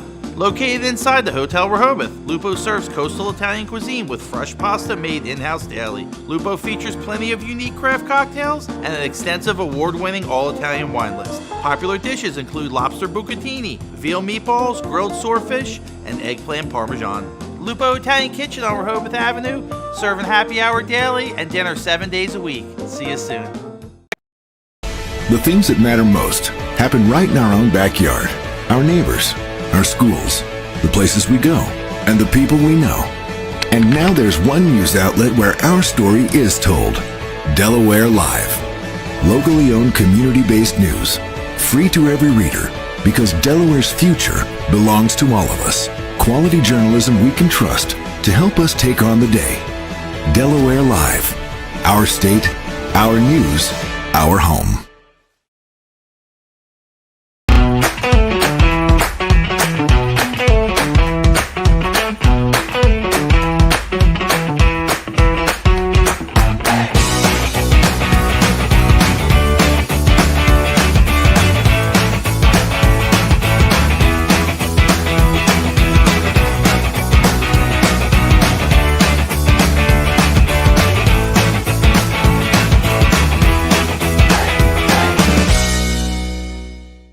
Get the assurance that your HVAC system is what you need with Ambience. Ambience provides you with over 25 years of experience in the heating, cooling, and plumbing industry. The team at Ambience Heating and Air Conditioning provides high-quality residential HVAC installations, maintenance, and repairs in new and older homes in the Delaware, Maryland, Pennsylvania tri-state area. You may not realize it, but half of your energy costs go to heating and cooling. Make sure your energy dollars count and call us today for a free estimate. 302-239-HVAC. 302-239-4822. Welcome to Premier Physical Therapy and Sports Performance. We're a locally owned outpatient physical therapy practice with convenient locations in all 3 counties in Delaware. At Premier, we have experienced physical therapists with advanced credentials, but their hospitality, passion, and enthusiasm is what makes the difference for you. Find our convenient locations at premierptsp.com. You may have tried physical therapy, but have you tried Premier?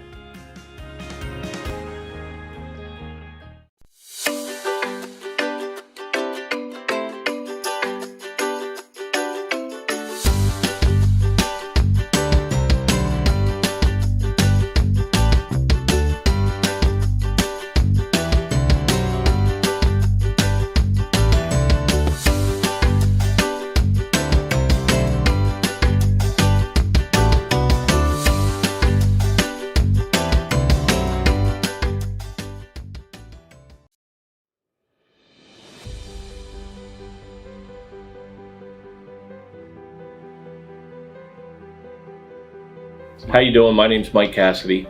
I'm the founder and president of Cassidy Painting. I started back in 1984, incorporated in 1986. I never had the word no in my vocabulary. When someone called me to do a job, I always said yes, whether it was a struggle, whether it was 7 days a week, sun up to sundown, it didn't matter.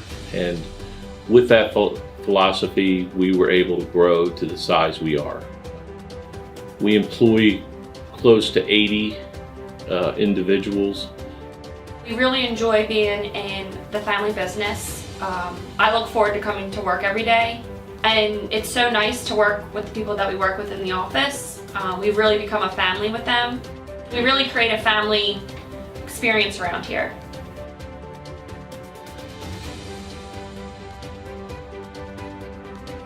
And Cassidy Painting is a very diversified company. We don't say no to anything. We deal with everything from epoxy floors to painting buildings to spray foam insulation, spray fireproofing.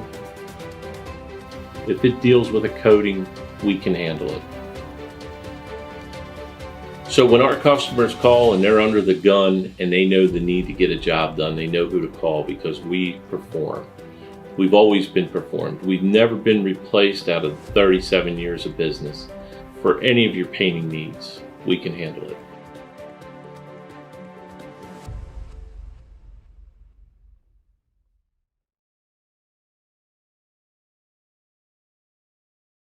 Hi, I'm Scott Kammerer from Soto Concepts. Today we're at Thompson Island Brewing Company in Rehoboth Beach, Delaware. Come check us out.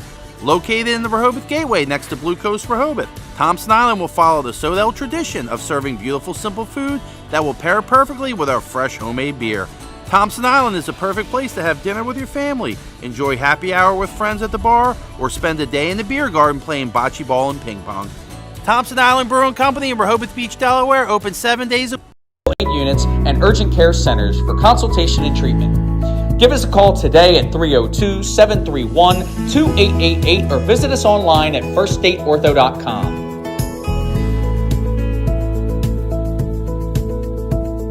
Your home, your community.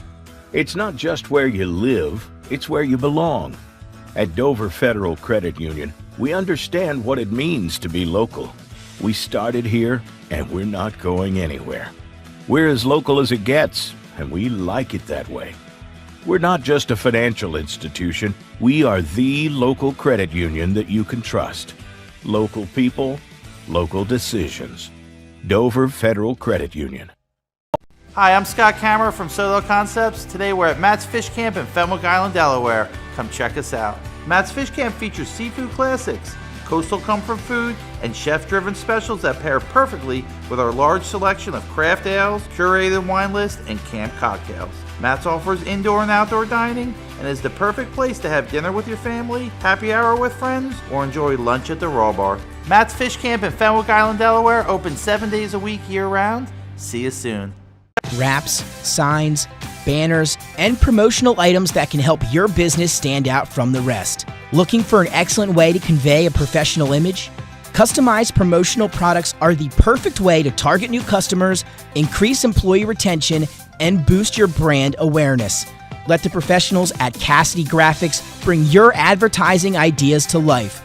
Give them a call today at 302-326-2412. Again, that number is 302-326-2412. Again, Cassidy Graphics brings your advertising ideas to life.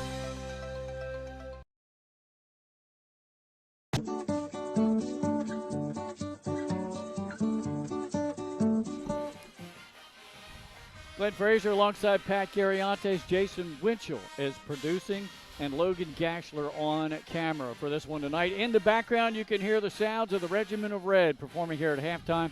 They do a fantastic job every year. All right, let's take a look at the unofficial stats that we have. Jason's going to bring up the team stats for you. For Salesianum, McBride was 5 out of 11 for 106 yards and a touchdown. And the Sals rushed for 68 yards. And leading the way with 36 yards on 3 carries was Lego. He had 35 on 1 attempt. For the Smyrna Eagles, Marks was 8 out of 16 for just 33 yards. And the team ran for 64 yards, a total of 97. Leading the way, Carroll, 8 carries for 37 yards. All right, it's time now for our halftime scoreboard, presented by Dover Federal Credit Union, voted an 8-time First State Favorite Credit Union.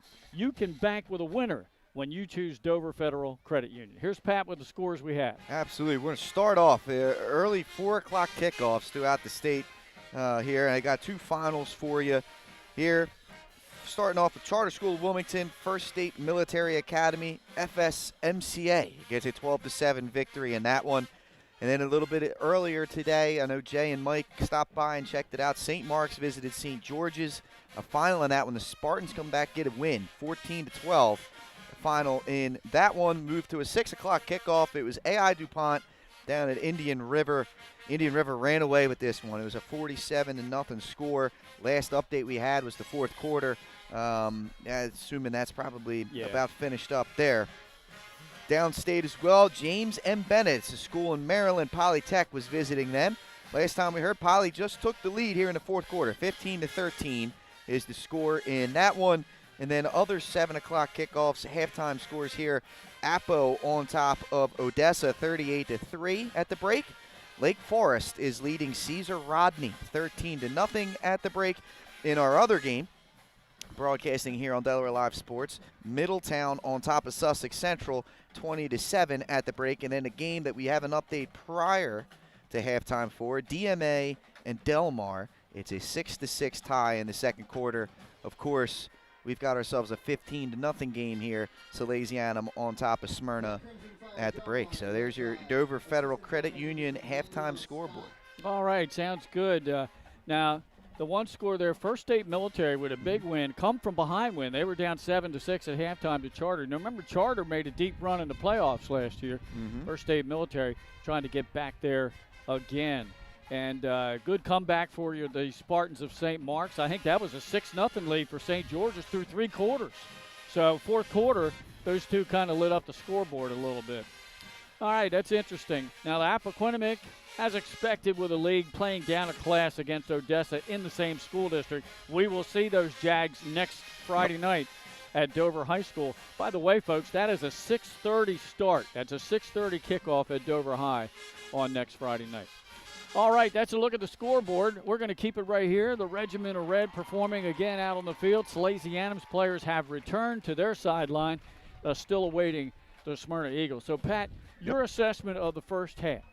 Well, I think, Smyrna's done a good job of keeping themselves in this one. I think taking a look coming in, we were worried about the Salesianum team and how quick they could jump out on you, and they did some big-time plays. You had the fumble recovery for a touchdown. Their first offensive play was a 47-yard teardrop down to the goal line, but Smyrna dealt with adversity really well and really kept themselves in this one. Also, got to talk about it, the penalties. The penalties for Salesianum has really kind of bit them in this first half. They're up 15-0 on the scoreboard, but they could very easily be up 3 or 4 scores right now if they just played clean football. Unsportsmanlike, not where you want to be. The personal fouls, not where you want to be. They did jump off sides once or twice, too. They extend Smyrna drives. So if Sally's can clean that up, they can pull away in this one, and it'll be interesting. Coming out of the break, Smyrna going on defense, Sally's going on offense. Are they going to be able to put together a drive? Is Smyrna going to be able to get a stop? They had a chance to score right before the half. They went 4 and out, couldn't get it done. It's going to be interesting. This first possession could really, really turn the tide in one way or the other, depending on how it ends up. All right, let's add one more score to our Dover Federal Credit Union scoreboard. The Philadelphia Phillies in the bottom of the 4th have a 7-1 lead over the Marlins. And Trey Turner has gone yard. He's 2 for 3 tonight after he had a pretty poor plate appearances last night in the other game against the Marlins. So the Phils are up. And what time do the Eagles play? They already turned the ball over, Glenn. Oh, okay. Jalen Hurts interception. It's 3rd and 20 at the 22 for Green Bay. They were down in the red zone, had a penalty, but Green Bay's about to put points on the board. All right, so that gets added to the Dover Federal Credit Union halftime scoreboard, and we thank them for being a sponsor this year. All right, Smyrna Eagles, they're back in the stadium as we're just about ready to get things underway here in the second half.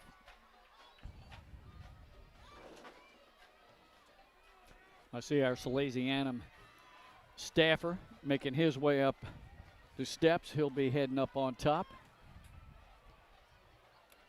Yeah, and then, like I said, I mean, it's Sally's got to clean up the penalties here. They clean the penalties up. They pull away from this one. Smyrna, they got to figure something out on offense, in my opinion. Their defense did a really good job, I felt, in this first half, Glenn, but offensively, haven't been able to really take the top off the defense, get any kind of plays downfield. They've just the running game's been okay.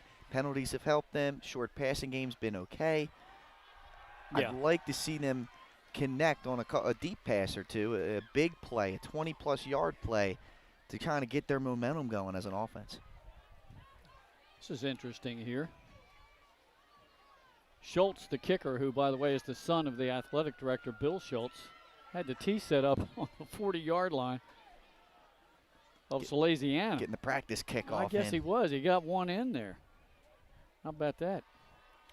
Where will these two be next week? Well, Salesianum has a bye week. They are off next week. They don't play for 2 weeks. I believe their next opponent is Malvern Prep. Smyrna, next Friday night, they're going to take on Delaware Military, and I think it's the first ever game between those two. Interesting. How about that? And, Smyrna dropping down a class, DMA bumping up. That'll be interesting one to take in for sure and see how that ends up. Sally's, the bye week, they're going to need it. Malvern Prep.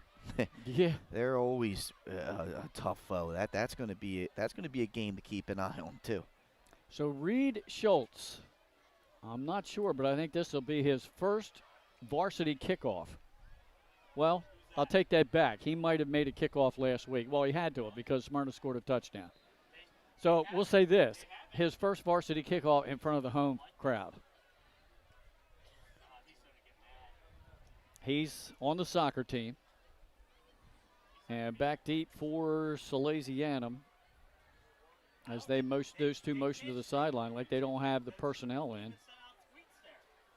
Jazier game on. And I can't see it there. Okay, he had the jersey pulled up.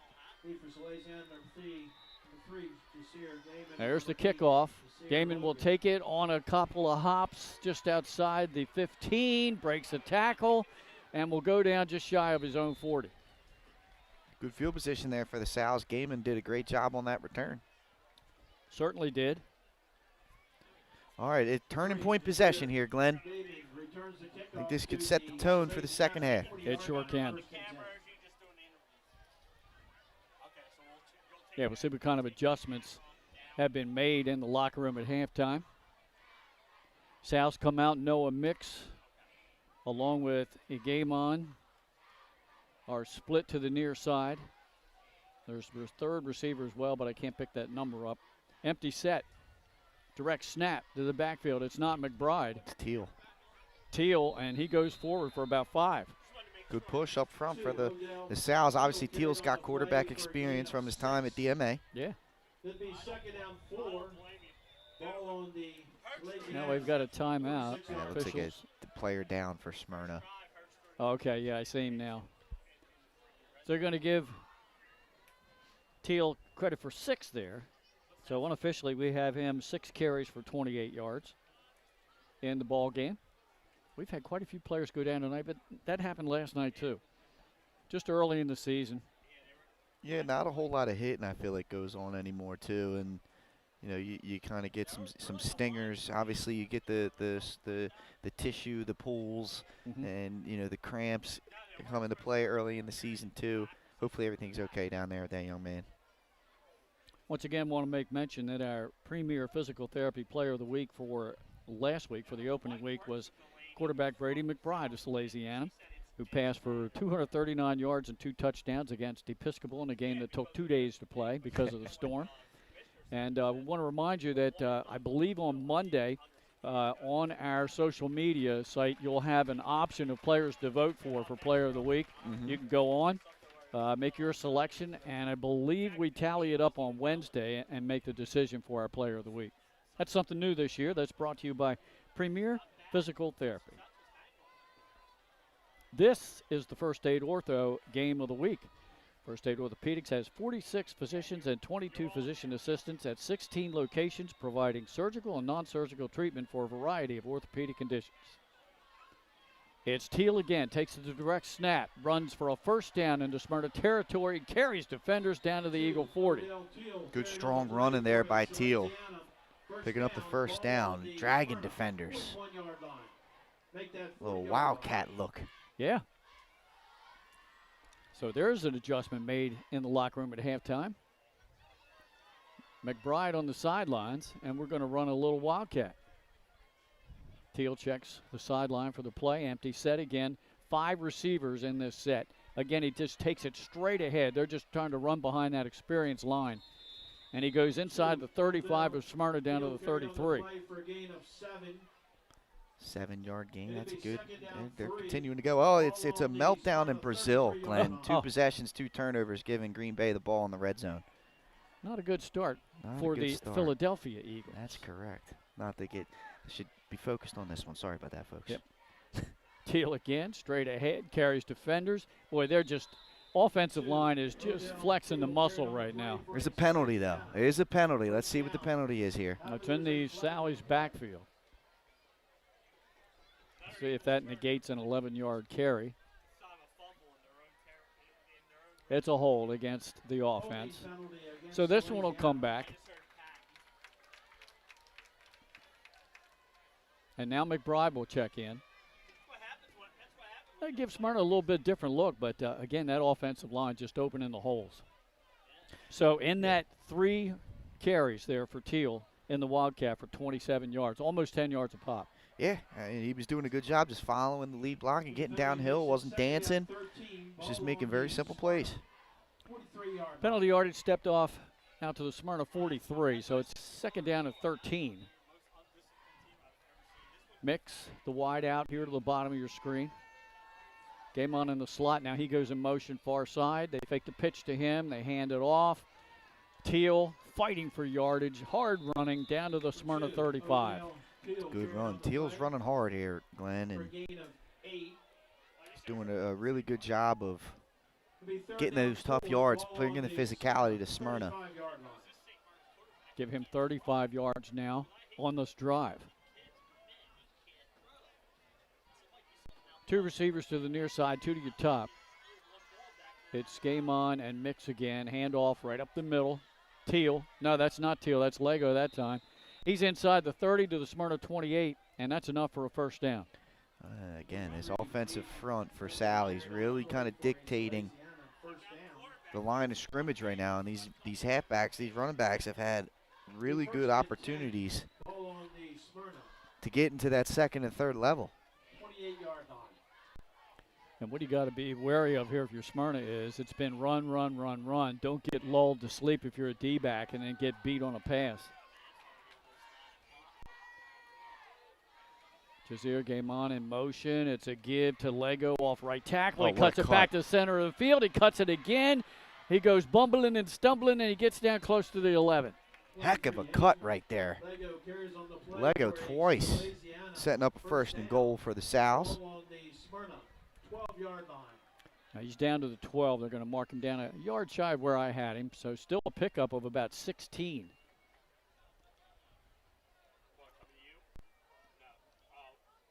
Now Teal in as the feature back to the left of McBride. They feed it to Teal. He started right, cuts it left, runs right into the arms of a Smyrna defender, but he is spun around inside the 10. I mean, they got to reach the, looks like the 2 for a 1st down, the Sows do. I think that tackle was made by Smyrna's Moses Levine. McBride this time has Teal to his right. And they pitch it to Gamon trying to get the edge. He does. He dives, and he's in for the score from 12 yards out. There's 7 yards out. The scoreboard's wrong. 2 penalties here. Could be holding. Let's see.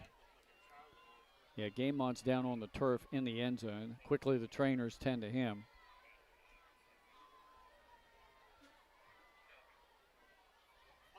So we'll check and see if this touchdown stands. One flag is in the Salesianum backfield.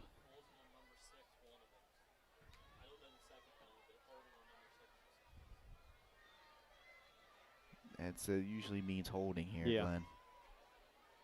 And apparently they got one of the wideouts there as Jazir Gamon was trying to get the edge. Here's our white hat, Terry Handy, with the call.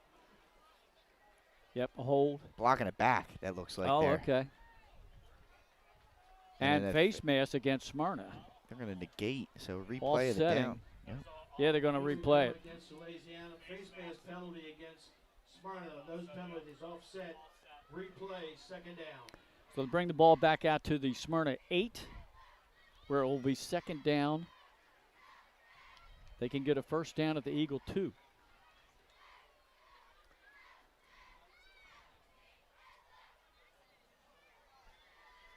Odell Teal to the left of McBride in the backfield, and the receivers are stacked.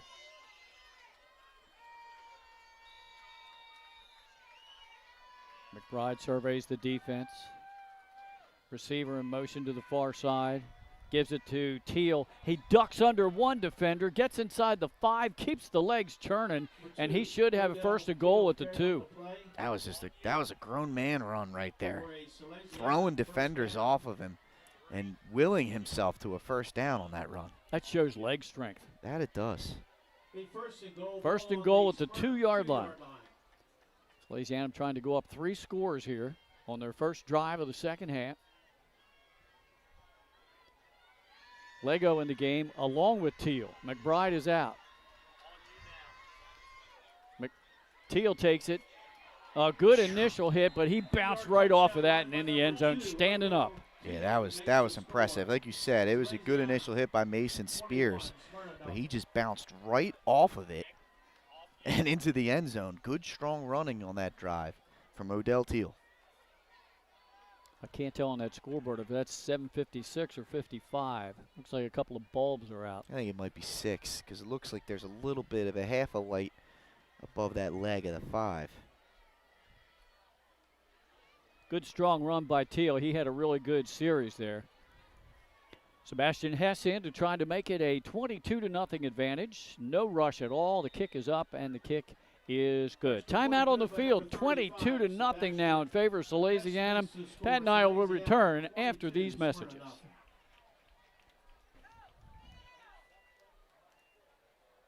Your home, your community. It's not just where you live, it's where you belong. At Dover Federal Credit Union, we understand what it means to be local. We started here, and we're not going anywhere. We're as local as it gets, and we like it that way. We're not just a financial institution. We are the local credit union that you can trust. Local people, local decisions.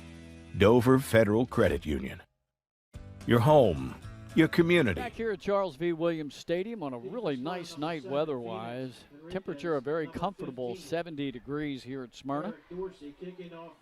Good crowd for the game here tonight. These two have had quite a rivalry going since 2015. I believe that's the only time these two have played since 2015. So Smyrna leads in the series 7 wins to 3. However, Salesianum's won the last 2 meetings, both last year, and they are out in front here in this one.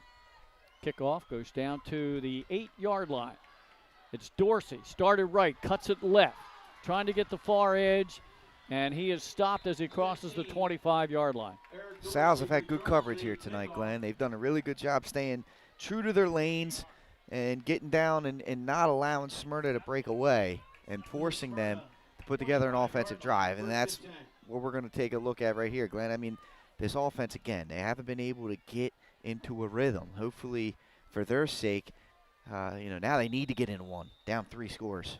And we haven't seen Tim Yancey since the first half when he went down with some kind of leg injury. Hopefully the young man's okay. Christian Carroll, though, has kind of led the way. He's had some good carries. Enriquez in motion. They throw it out here to him, and he dropped the ball. And is that going to be incomplete or a touch? Pass. Yeah, that's an incomplete pass. And a good job by the officials blowing that dead right away.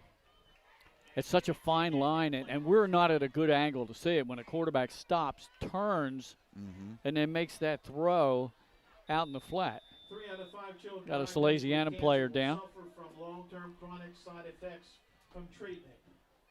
We have to help fund research to find better. Early season wouldn't be early season without a bunch of cramps. Yeah, Glenn, cramps, penalties. Yeah, that's usually what we're used to seeing here in these opening couple of weeks. Now, we haven't seen as many turnovers tonight as we saw last night in the Caravel Hodson game. We've had a scoop and score, and I think that's been it. That's it. Yeah, that's been it. It was a big one, though. It was a big one. Yeah. So once again, our crew will be at Dover High next Friday night. Appoquinimink against Dover, a 6:30 kickoff. And I'm not sure who Benny has next week. Let's take a look at the schedule. And Benny will have Red Lion at Lake Forest. He'll have a good game in Class 2A. Yeah, that will be a good game. Like I said, we talked about it the other night. Lake, right now they're on top, 13-0 over CR. That'd be a good win. And then, obviously, Red Lion with, those youngsters kind of coming into their own. Budinger being the quarterback, really intrigued to see what they do this season. Can they get over the top? Can they become a legitimate contender down there in D2? Or Class 2A, I guess I got to call it. Got to make sure I say it correctly. All right. 2nd down and 10 for Smyrna. Carroll behind Marks. Enriquez in motion to the near side. Fakes that throw in the flat and ducks under the defense as he is sacked and snowed under inside the 20. Yeah, good. I mean, the pass rush here from the Salesianum is just too much to handle. And I said that you want to get the ball down the field. Got hold up front, and they couldn't hold up. Marks did the right thing. Get down, don't take a hit. Second time Marks has been sacked. McBride has been sacked once. We're down close to 7 minutes to go in this 3rd quarter. And Smyrna is really fighting an uphill battle here. Number 5 in our Super 7, the Smyrna Eagles against number 1, Salesianum. Once again, Enriquez comes in motion. And now we got a whistle. What we got here? There's conversation being had. Is this equipment? There was a player who threw his equipment off, and we just stopped the play. I don't know why we stopped the play. Does he got to keep the towel on him during the play? Is he not allowed to throw it away? I mean, what are we? Oh, my. And now Smyrna's got to reset. Yeah. Did the play clock reset? Because now they're going to run their motion back. Yep. Just threw everything off. Here comes Enriquez again in motion. Near side. Marks fakes it, runs the option. Nice cutback. And then he eludes another defender, but that's it. He's going to get 2 yards out of that. This defense, I mean, they're just everywhere. Anywhere you turn, they got somebody right there for you. Their pursuit and their reaction has been really, really exceptional tonight. I agree, Glenn. That's one of the more impressive things I've seen from them tonight. That puts Kearney back in punt formation. And I don't know. I guess they got to get somebody in for Jasir Gaiman, who is their return specialist, as he was hurt in the end zone. So going back will be number 6 for the Sows. That's Billy Newman. Oh, there's 2 back there. So we have Newman and also, number 4, and that's Noah Mix. There's the punt. Nice spiraling punt. That's a great punt. In the air, no fair catch called for, and Newman is tackled immediately on special teams. Good special teams tackle by Kamari Bessix. Good work by Bessix. Another great punt by Kearney. He's done a great job. He's done a great job punting the football tonight. Can't help but be impressed. Give that man credit. All right, last time Salesianum had the ball, they ate a good 5.5 minutes off the clock in that scoring drive. They're up 22-0. Yeah, they got themselves in the rhythm with the run game, and they passed the ball quite a bit in that first half. They came out and established the run on their first drive. Let's see what they do here. If they continue the run game or if they go back to the pass. Up 3 scores. McBride hands it off to Lego. He has to go wide to get around the defense. Still on his feet. Great job keeping his balance into Smyrna territory at the 49. He'll pick up 7. Great center of gravity out there. He had defenders coming to him, but he was able to juke and jive his way, jump over a couple of broken tackles, and good 7-yard gain on first down. Quick play for the Salesianum Sows. Lego again. He's upended this time, but does get the first down. 23. Good work right there. At the Eagle 45 as we approach the 5-minute mark here in this third quarter. Salesianum trying to improve to 2-0 and get their 3rd straight win in this series against Smyrna.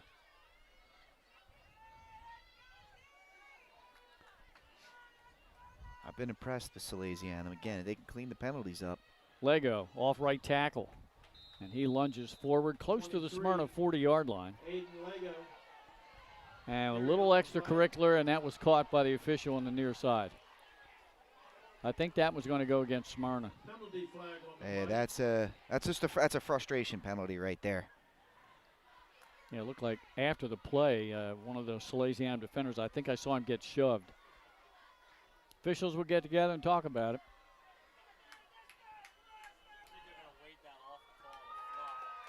Let's see what they call here. Again, a little bit of discussion going on the center of the field with the striped shirts.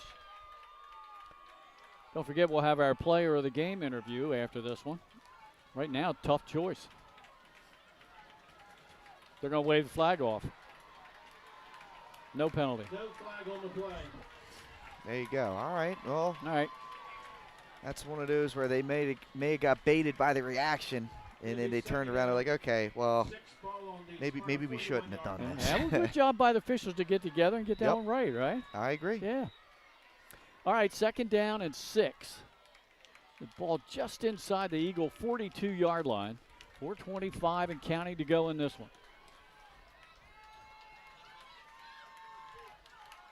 Billy Newman in motion. Now he takes the pass in the flat, and he is upended for no gain. Actually, it was number 8 on the reception, not Billy Newman. It was Nazir Logan in the game. And we haven't seen Gamon come back. I hope he's not too hurt, too injured. It looked like it was only a cramp, but it like you said, I mean, it's tough to say. Another flag thrown back here in the backfield of Salesianum.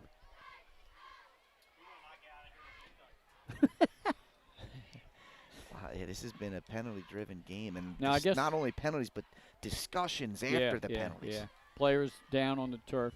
Now, last night, if you recall, Pat, our producer, Jason Winchell, he had a time limit. He had to be out of the press box by a certain time, had to get to work, his other job. That's and right. He left us early. So then the EP, the executive producer, Mike Lang had to step in and finish that job. Well, I think Mike is already Jay's already complaining he might be here till midnight tonight. Oh, You got to work tonight too? He's off. Thankfully for Jay there. Well, it looks like there is a personal foul against Salesianum. So again, hurting themselves. Right? No. Hurting themselves. And that used to be Smyrna's MO. Remember all the unsportsmanlike penalties down here the last 5 or 6 years? Well, that was it, and they were winning in spite of it. I'm not used to seeing this out of Salesianum. Yeah, it's like I said, the alumni apparently they weren't too happy with what was going on last week. Down, 21, ball on the Salesianum 44-yard line. All right, they're backed up at their own 44-yard line. Second down and 21 with 4 minutes to go here in this third quarter.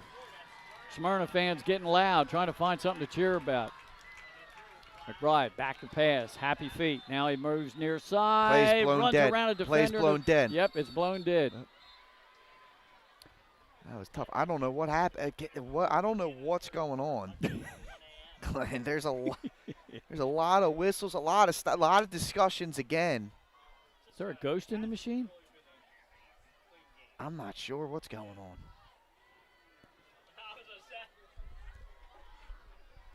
Wow. All right, what do we got here? Maybe Salesian. Well, once in the first half, we had Sallies take the snap before the officials were ready. That's an unsportsmanlike against Salesianum. And a toss and an ejection. Oh, wow. Well, that means whoever that player is will not be eligible for the Malvern Prep game because they're off next week. Let's see. Is it number 50 going out? I don't know if it's a player. I think it came from the sideline. I see number 50 coming off the field.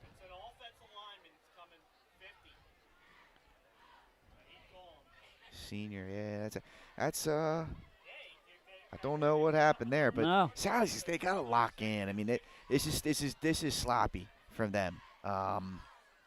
Yeah, one, and they've been able two, to overcome it. Right, 1, maybe 2 in the first half. I could get okay. You got the juices flowing. You got a little too over yourselves. There's a lot. This is a lot. This is a lot from them.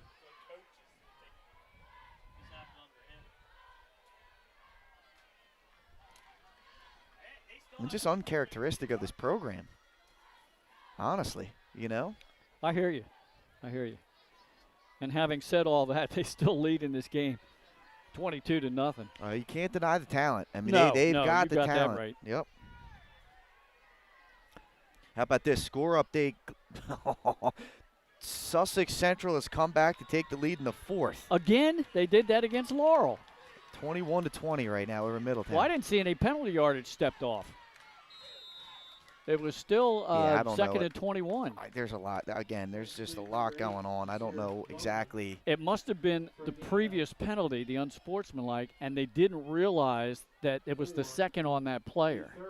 So they they called time. I said, wait a minute, this is the second. He has to go. Maybe. That's my thought process there.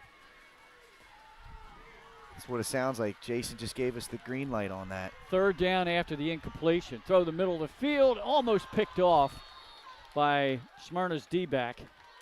That was number 12, Mikkel Lewis. So that brings up fourth down. Good stop there from the Smyrna defense. Again, taking advantage of the undiscipline from Salesianum, but got to make them pay. Yeah. Somehow. Exactly. All right, so Sebastian Hess hasn't punted a whole lot tonight. Back deep for Smyrna. Should be Dorsey. And it is.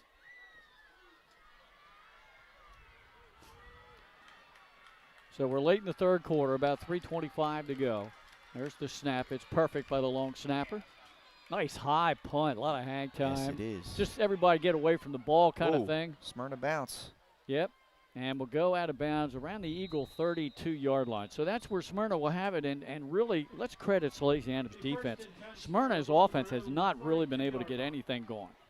They haven't, and a lot of it has to do with this defense. This pass rush, they can't set up deep passes, and then they've done a tremendous job of tackling.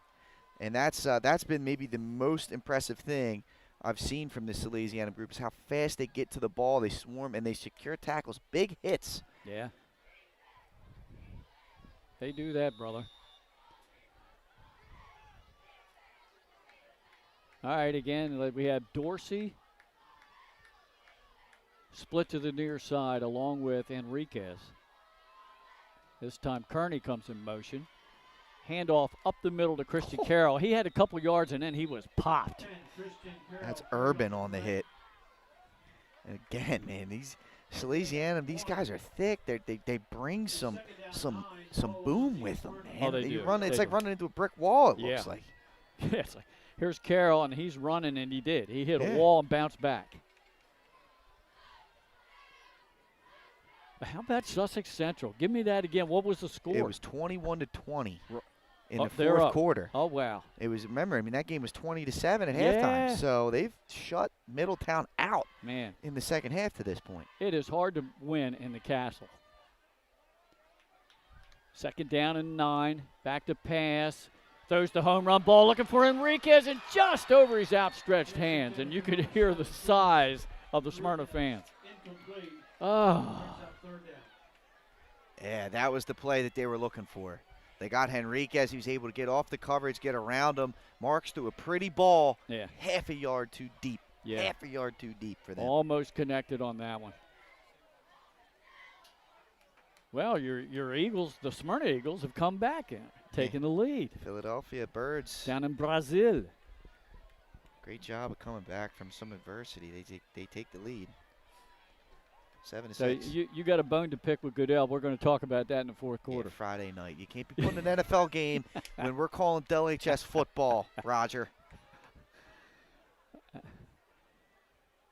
Enriquez in motion to the top of your screen. Now he sets. Marks hands it off. No, he's got it himself. He's just going to tuck it in and run, and he goes out at about the 36, maybe the 30. No, they're going to mark him at the 36, so he gains 4 there. Drew Marks, one thing I will say about this young man, very good with this play fake and riding the running back, getting that mesh point, pull it, knowing when to pull it, making the proper read.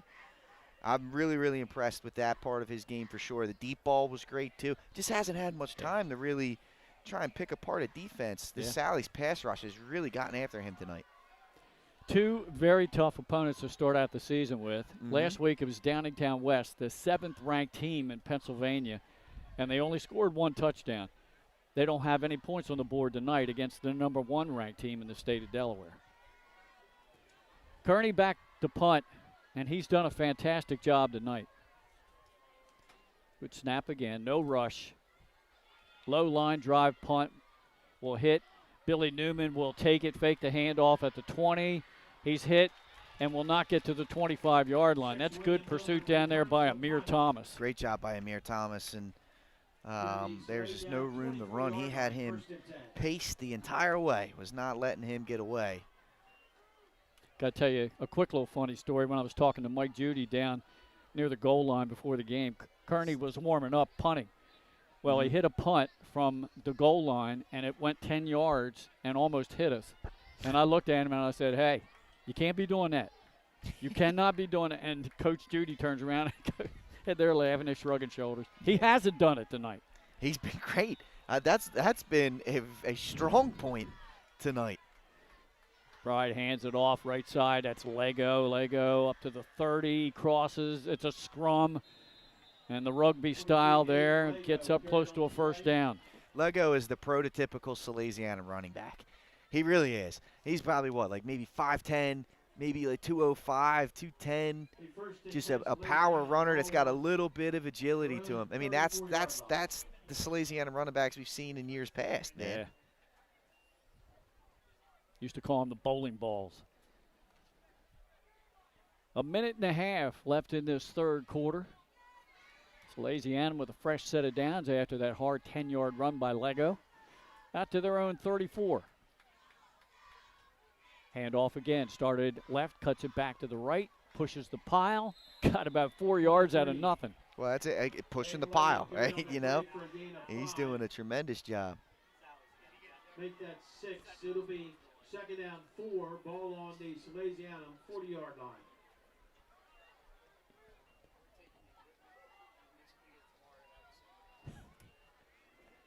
I don't know, man. Lego and Odell Teal are about identical in rushing yardage in the game, like they were in the game last week. It's a lot of weapons at Salesianum's disposal. 2nd and 5. Lego started right, cuts it back up the middle, pushes the pile. Looks like a carbon copy of the last run. He gets the first down as he gains 6. Keeps them fresh. I mean, you can, switch these running backs out. Keeps them fresh. Obviously, McBride is solid in the passing game. I mean, pick your poison with the Salesianum offense. Exactly. Counting down under 25 seconds to Might go take in the this to the third quarter. quarter. Yeah, I don't think Salesianum has to snap the ball. McBride is starting to head towards the sidelines. And we'll wait for the final countdown, but we're down to 10 seconds on the clock here at Charles V. Williams Stadium. And that will do it for the third quarter. We head to the fourth quarter of play in our First State Ortho game of the week. It's 22-0. Salesianum back for the fourth quarter right after this.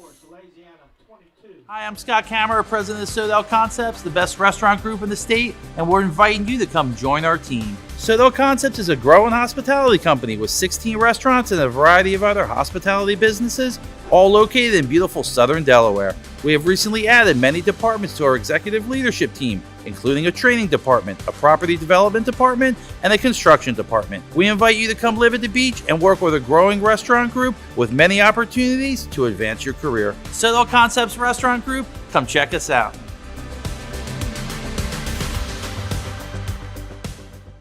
Hi, I'm Scott Kammerer, president of Sodell Concepts, the best restaurant group in the state, and we're inviting you to come join our team. Sodell Concepts is a growing hospitality company with 16 restaurants and a variety of other hospitality businesses, all located in beautiful southern Delaware. We have recently... We're back here at Charles V. Williams Stadium. Glenn Fraser, Pat Gariantes, joined by Mike Lang, Jason Winchell, Nick Halliday's here, and on camera tonight we have Logan Gashler. We're ready to go with the fourth quarter. Salesianum with the play right down in front of our vantage point from their 46-yard line. First down and 10. Amaria Chen, Madison Miller, and Winter Royce. Fourth and final quarter, Glenn. And 3 different Salesianum players have scored in the game. Nice cutback again by Lego as he surges into Smyrna territory at the 49. Picked up 5 yards. You had the scoop and score by the defender, then you had Gamon's touchdown reception, and then Teal's short run of 2 yards. It's I mean, Sally's is just everybody's getting in the mix. Yeah. Credit to them. And again, I'll make this point.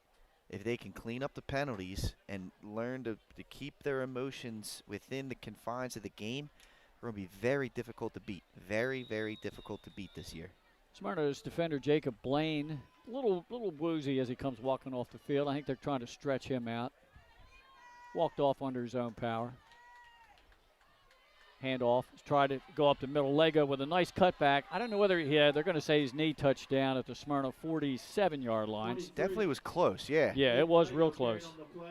Gained 2 yards. Kind of looked like a wrestler there when they get down and go for the single leg shoot. Make that third down 3. Ball on the Smyrna 47-yard line.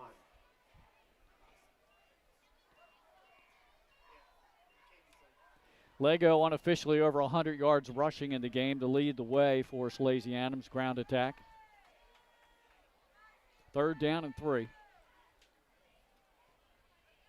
Now Gamon's back in the game. Good to see. Limping a little bit, though. Lego breaks a tackle, and second effort will get the first down as he pushes the pile to the Eagle 40. Aiden Lego carries on the play for a Salesianum first down. This young man, dude, he's just powerful. Powerful. Smyrna 41-yard line.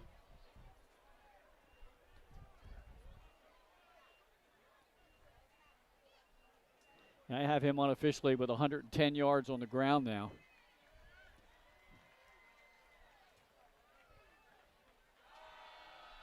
Just underway here in the fourth quarter. Is Teal back there now?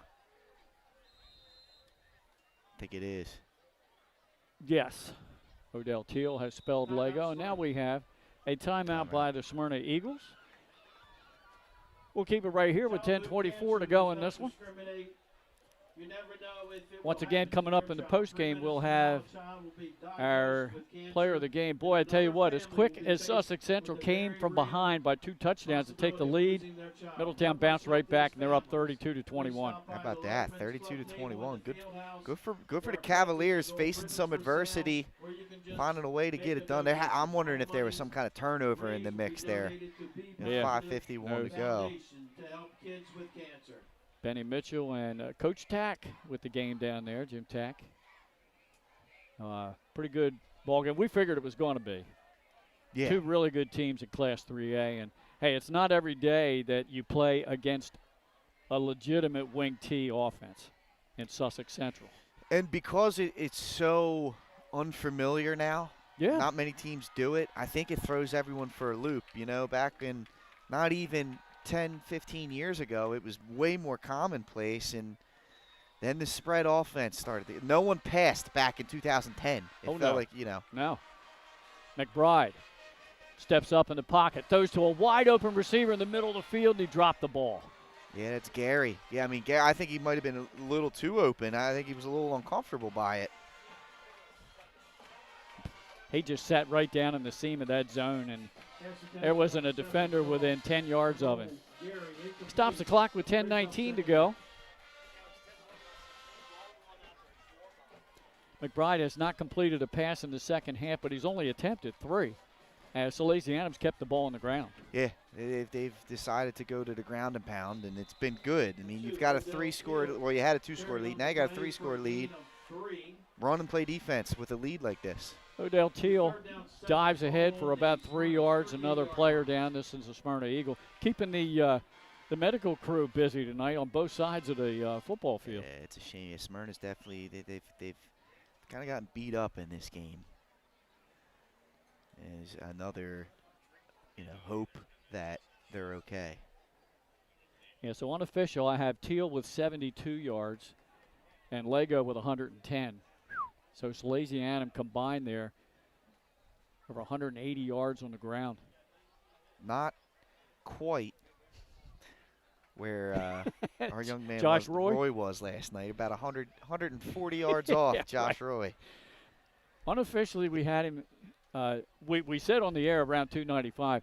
I had time to really take a look at it this morning, and I came up with 313. I'll tell you what, he's going to be up for grabs on that Premier PT Player of the Week this You're exactly year, right. He'll be nominated. He'll definitely be nominated with those numbers. I mean, those were Derrick Henry type numbers. And he's not big. Somebody asked me, said, you interviewed him after the game. Is he a big kid? I said, look, he came up to my shoulder. Yeah, he's not. But he's just plays at a different speed than everyone else. Yeah, we're talking about Caravel Academy's Josh Roy, their featured back, who last night he scored 3 touchdowns. 3 touchdowns. 313 yards on the ground. And was so humble in the post-game interview. He credited his O-line, his teammates for picking him up. I think the first question I asked him was, almost 300 yards rushing. I said, man, what a fantastic job tonight. He said, yeah, but the first half was bad. He had 3 fumbles in the first half for context at home, and he didn't hang his head. No. And his coaching staff, which I really credit Coach Reed in that, they didn't come away from him. He never came off the field. They kept giving him the football and trusted him the rest of the way, and that's going to carry him, I feel like, the rest of the season, knowing his coaches got confidence in him. McBride goes right back over the middle. Diving catch is made inside the Smyrna 25 at the 24-yard line. And I'm trying to pick up that number. Who made the catch? Number 15 for Salesianum. That was Devin Hassan. Well, we got some time here. We do have a final. DMA pulls away from Delmar, 19-6. Oh, wow. It's a final there. And looks like Apo with the final here, 45-11 over Odessa. So 2 finals have made their way to our desk. All right. Thanks to Mike Lang for searching the Twitter sphere for that. Lego gets the carry, starts at left, cuts back to the right. He'll surge ahead to about the Smyrna 21-yard line to pick up a 3. Sally's is on chew clock mode right now. Yeah. Wearing Smyrna down a little bit. They're a little undersized on the line up front. Salesianum has a big O-line. make that 3 to be So a lot of credit to head coach Gene Deladon and his staffers and their team. Good game by them tonight, both sides of the ball. Fake to Lego, throwing the near flat, a little underthrown and incomplete. That'll stop the clock with 8:45 to go. And we'll give some credit to Mike Judy and Dan Wagner, the defensive coordinator. Defense actually played a pretty good game tonight. They gave up 2 touchdowns. They did, and I think the Smyrna defense, again, building blocks here for them. They're going to build off of this, this game. One thing we saw from Smyrna last year, seen it through the years a couple of times, they are stronger weeks 8, 9, 10 into the playoffs than they are at the beginning of the season. You got a lot of guys in new roles this season. They will continue to develop. This coaching staff is too good. Their pedigree, they've proven it too many times. I expect Smyrna to still make noise. Teal just ran over a defender and got inside the 20, down close to the 17-yard line, but he's going to be short of the first. It's going to be 4th down and about 2. This young man, he runs the ball. I mean, you got 2 guys that run the football hard. They do. They complement each other well. And when you have 2 backs like that, they run so hard, they take a lot of hard hits. It's nice for the other to be given a breather. Yeah, I completely agree. Once again, Salesianum idled next week, and then they're back in action in 2 weeks from tonight, taking on Malvern Prep. And that's going to be a tough game. Malvern Prep, historically an elite program up in Pennsylvania. Prep school, so they don't compete for a PIAA state championship. Allows them to recruit players from all around the region to play for them. Looks like another personal foul against Salesianum. Oh, boy.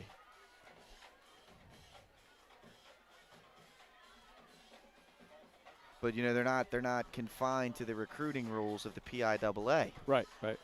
They got kids from all over the region playing for them at Malvern. So that's going to be a tough challenge for Salesianum, to say the least.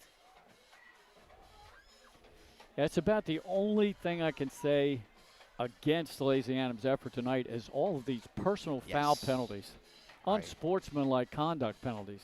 Just unnecessary. They might have as much penalty yardage as they have passing yardage in the game tonight. Yeah, and it's got to get cleaned up, and Coach Gene Deladon knows that. Him, Paul Warlow, the rest of his staff. These guys have all played at extremely high level. Paul Warlow playing at the highest level. Oh yeah. They are going to. I don't have any doubts. They are going to try and clean this up with their group. Receivers are stacked. McBride looks downfield, throws in the middle of the field, and just let his receiver a little bit too much and incomplete. That'll bring up 4th down and long. Oh, it looked like Gary just had it. It was a good throw. I think he just missed that one. Yeah. Stops the clock with just over 8 minutes left in this one.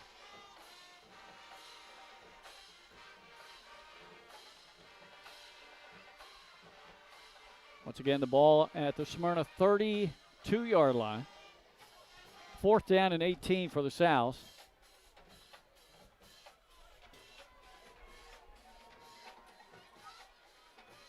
McBride has Lego to his left. He rolls in that direction. Being pressured, now he rolls back in the other direction. Turns the corner, got a block, and then steps out. So you're going to get a cut block here on Salesianum. He ran out well short of the 1st down. Coach Judy might decline this and take the play because Smyrna will take over on downs at their own 25. Yeah.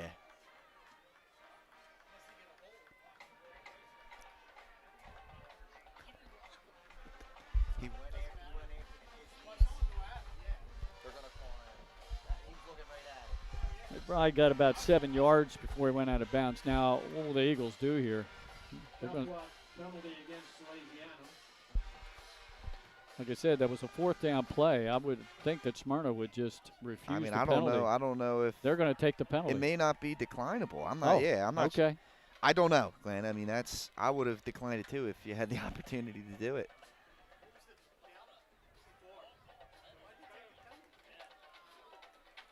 So I'm not quite sure.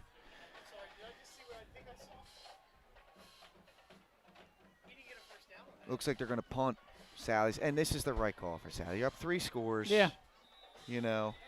Dorsey back deep. Sebastian Hess to boot it away. standing at his own 40-yard line.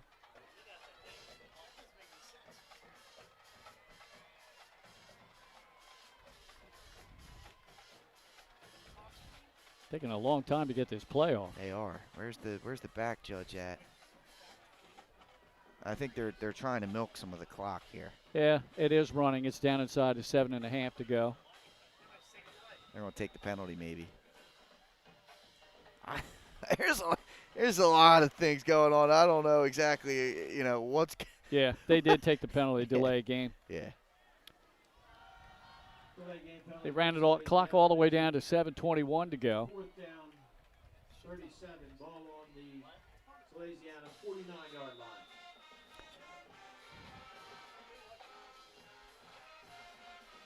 That makes it 4th down and 37 to go. And now Sebastian Hess standing at his own 35-yard line. Great snap by the long snapper. High punt, a lot of hang time. Fair Great catch punt. called for by Dorsey. Goes all the way back inside of his 10. Smyrna will have it deep in their own end. Looks like at the 8-yard line. And there's another penalty for more talking. I mean, enough's enough, guys. We can't be doing this out here. Yeah, penalty down near the Smyrna 12. It's one thing, the chirping and the unnecessary, penalties, because nothing drives me more nuts, Glenn. Nothing drives me more nuts. The officials are calling all this stuff. They dictated it from the first quarter that they were going to not allow you to do any of the chirping and the talking and the taunting. Why are you continuing to do it? I don't get it. I just don't get it. The penalty is on Salesianum. You're up 22-0. There's 7 minutes left. Why are you? It's a head scratcher. I got you. And it isn't just this Salesianum group. I've seen it. Oh yeah. Through the years with different teams, different programs. It's just. I'll tell you what. A lot of the Smyrna faithful are still here in the stands. They haven't gone anywhere. They're going to. I mean, it is a lovely night. I mean, it is. The nice weather. Night. Where are you going to go, right? Yeah. Listen to the regimental red in the post game. That's right. And Mike Lang will be down there on the sideline for us post. Trying to do an interview over top of that. That's right. All right, Drew Marks looks at the sideline, has Christian Carroll behind him. So we have not seen Yancey come back in the game. We hope the young man's okay. Fake handoff, throws the middle of the field.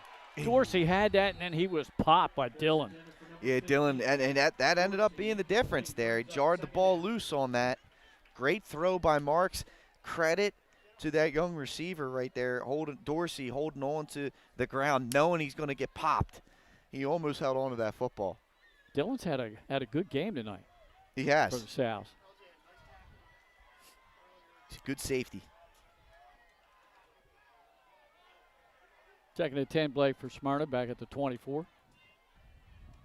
Just handed off to Carroll this time. He almost broke loose from the pile. He crossed the 25. He'll pick up 2 yards. Oh, boy. Oh, my. That's a flop, and they're not going to call it. The refs aren't. There you go. They're actually probably going to call a penalty for flopping.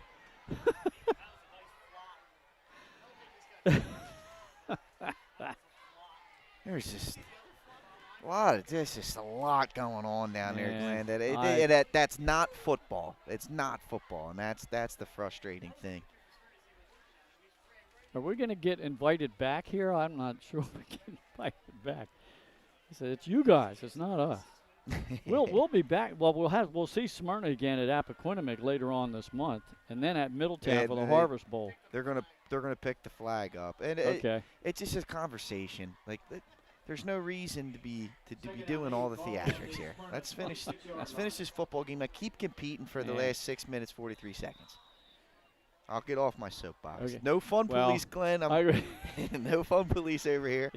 Yeah. I'm getting that hat, NFP. That's it, yeah. All right. Marks in a gun. Fake to one flat, throws back to the other. I don't think that was a catch. It looked like the ball touched the turf. Yeah. Kearney tried to take off with it, but it's incomplete. Stopping the clock with 6:39 to go in the ball game. I don't envy. Last night it was fine. I had to do a Caravel interview on the Hodson side of the field. It Mm-hmm. went well. But tonight, Mike Lang's going to have to do probably a Salesianum player on the Smyrna sideline. With all of the stuff that's been going on in this game tonight, I don't envy him down there doing that. He's got the safety vest on, so he should be good. He's got the reflective safety vest on, and the Smyrna media pass, which is that's great from Schultze though to do that. I do like that. Yeah. Only credentialed media people around in here. They give their own passes out. You got to sign up ahead of time. I like that. 3rd down and 8 plays, just a handoff to Carroll, pulled down in the backfield. Happy Carroll got his leg out from underneath because Yeah. that kind of tackle is so scary. You get your legs tied Was up. that underneath LJ it. on the stop? LJ It was. Smith. It was. He's had a game tonight. He's had himself. I'll tell you what, that young man has been great tonight, as has the entirety of the Salesianum defense. They've been so good, Glenn. Yeah. We haven't even called R.J. Johnson's No, we name, haven't. and he's Yeah. the Division I star player for their defense. You're right. That's You're how right. good this unit's been. Clock runs down under 6 minutes to go. Actually, it's just stopped at 6:04. Smyrna will go into punt formation yet again tonight. It's probably a record for Smyrna punts in a game for at least the last 8 years, maybe? I can't. I mean, I think Since from before the Will Knight era. 2015 until 2023. 2020. I may have counted on 2 hands the amount of punts in those 8 years. You know what I mean? Honestly. Because that was the thing when when Coach Judy and this program really got kicked off in 2015. Everyone was like, they don't kick extra points. They don't kick the ball off. They onside kick every time, and they don't punt. Yeah. And everyone thought, oh, they're running the score up. That's disrespectful to the game. Blah blah blah blah blah. You heard all that chirping. It worked. It worked, and they did it extremely well at a high level. I don't know about you, but I'm starting to get tired of standing. This is 2 nights in a row, and wait a minute, I got some carpet down here. I can't call the game from a chair. Oh, there's my nice. It's an anti-fatigue mat. The carpet's nice. I put my foot under there a couple of times. Anti-fatigue mat. That's what I got here. It's really nice. Saves the back. Guys, the Philadelphia Eagles are in a barn burner right now. Oh, and we're missing that. It's a barn burner.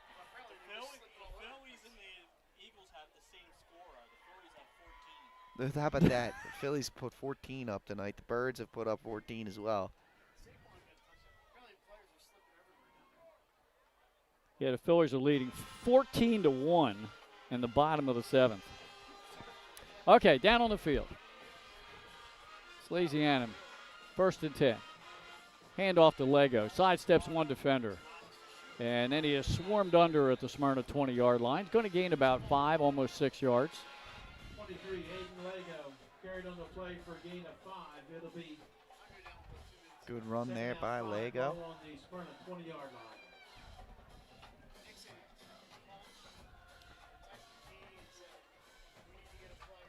Salesianum quickly up to the line of scrimmage. Lego stays in at the feature back to the right of Brady McBride.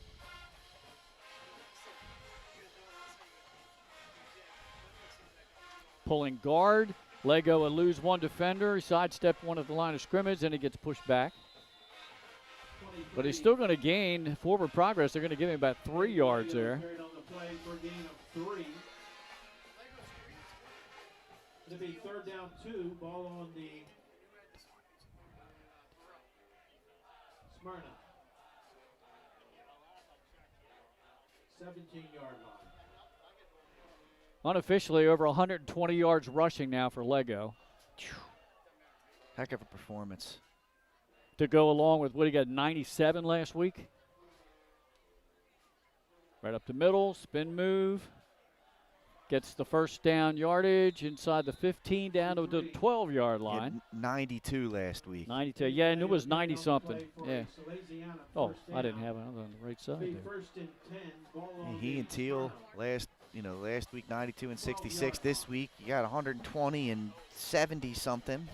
Yeah, he had 21 carries last week, 18 tonight, but 15 of those in the second half. Only 3 touches in the first half. They were throwing the ball around in that first half, Sally's was. Lego gets it again. Slash it off the right side, carries people inside the 10, down close to the 5-yard line. He'll pick up 7. Another penalty, Glenn. Oh, really? Another penalty. Well, let's see. This one might come back. Just, I think I heard a little birdie in the back. Our producer, Jason Wunsch, will say, Sally says, how many yards and penalties? 300? Okay. I'll bet you it's well over 100. I think they had they had 30 in one play. If they clean this up, though, Glenn, if they can clean this up as a program, it is going to be very tough to defeat. I mean, I'm impressed with Salesianum as a group. Oh, yeah. Up front, they got a running game.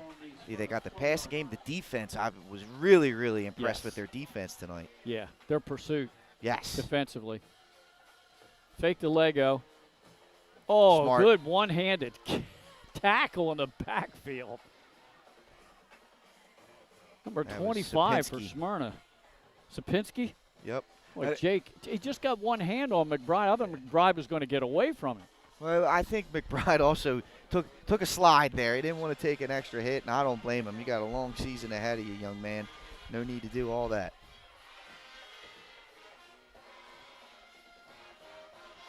Second down and 19 after the 1-yard loss. Throw down in the corner. Oh, what a throw. Over the shoulder. Was that a catch? He's out of. That's a touchdown. Wow. What a catch by number 4, Noah Mix.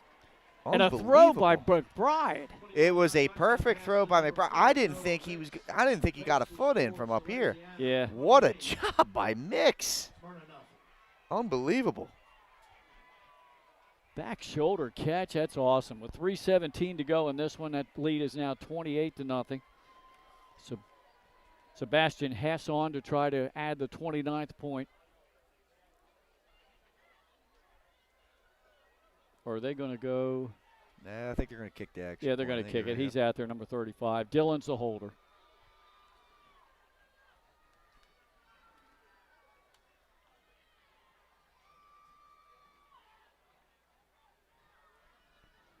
Waiting a snap from center. It's a high snap. Dillon pulled it down. They got the kick off, and the kick is good. Great job by the holder, Dillon. Absolutely, Glenn. Yeah, I mean, that's not easy to do. He got up out of his crouch and was able to get it down on that block. And the line held Smyrna out. There was no rush. It's a former placeholder myself, Glenn. I can't say enough. 21-yard pass play for the touchdown. It's the second touchdown pass of the game for Brady McBride to go along with the 2 he had last week. He's impressive. That was a great throw. Yeah, he's an impressive young man. He's taken a lot of strides. Remember, he was not the starter at the beginning of the season last year, Glenn. That's right. He earned that job and has really continued to develop into his senior year this year. I'm really impressed with what he's developed into. Well, Smyrna will get the offense back out for one more possession with 3:17 to go. They'll be trying to avoid the shutout, but I can't remember last time Smyrna was shut out. Neither can I, Glenn. I have to go back and take a look at that. Last week, did they score last week? Yeah, they got one touchdown against Downingtown West, and it was Yancey that scored it. Little pooch kick. It's not going to go out. Oh, Smyrna touch it now. Alertly, they get on it down there, but they're going to be pinned back near the 12-yard line.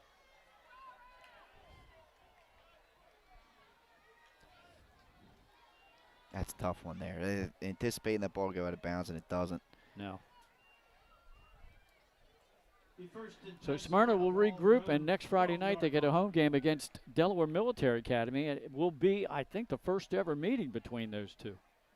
Yeah, it'll be that'll be an interesting game. Class 2A against Class 3A.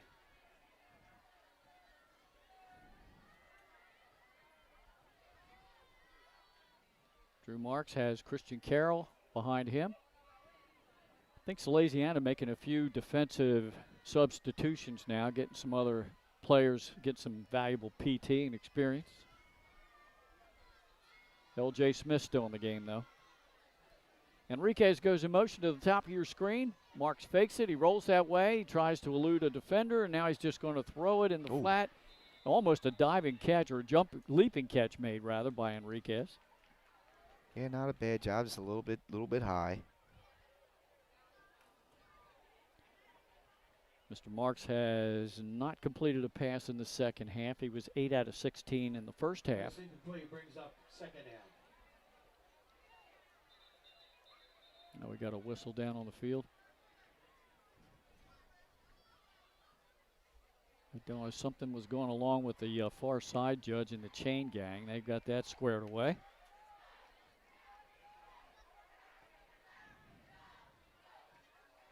Marks ready to go, snap in his hands. Now he stops, checks the sideline.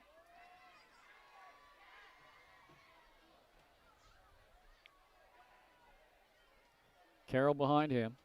Pitch out to Carroll. Carroll trying to get the edge. Crushed. Cummings. It might have gotten a yard. My Lord. This Salesianum team, they hit, man. They hit at all three levels of the defense. And it was even close to a hold by the wideout on the edge there. And not on Cummings, but there was another defender. That was borderline. Down under 3 minutes to go in this one, 2:54 to be exact.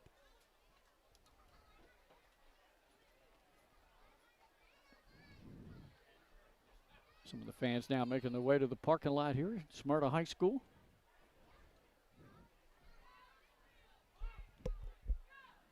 Now, we're talking about Smyrna's next opponent, DMA. You said they pulled away from Delmar. That game was tied 6-6 for a while. It was. Slate of games tomorrow. I believe both universities are off this week, both Delaware and Delaware State. Neither has a game on the slate.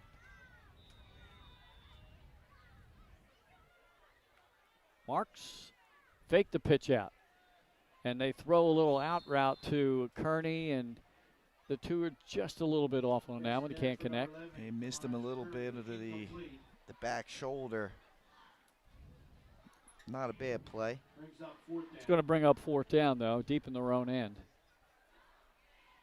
I would think Smyrna probably just go for it again, and then when Salesianum comes out, you would think they just start taking some knees.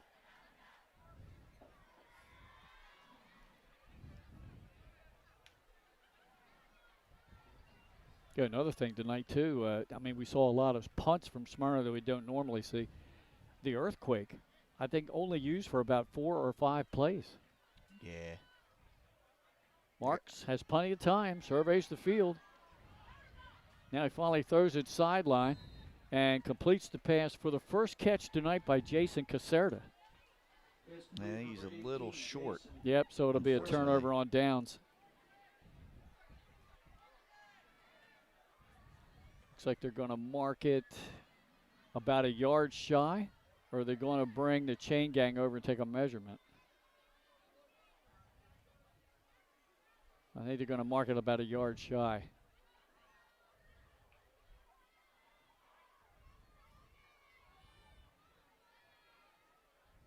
I still don't see any kind of signal down on the field. More stoppages, more discussions, Glenn. I'm thinking Pat's got a hot date tonight. Yeah, the second half of the Eagles game. Oh, it's with your cats and your TV. Okay. That's right. Just check out the highlights on YouTube.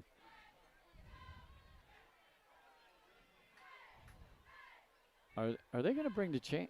I mean, I don't know. where they marked, they give them the first down, I think. Where they marked. Yeah, they're going to move the chain gang now. So it's first. After all that, it's finally a first down. 22-yard line.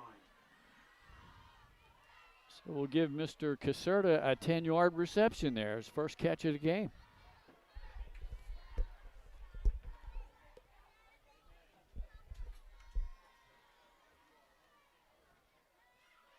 Marks faked the handoff to Carroll, and he gets out to about the 25-yard line. Pickup of about 3, second and 7.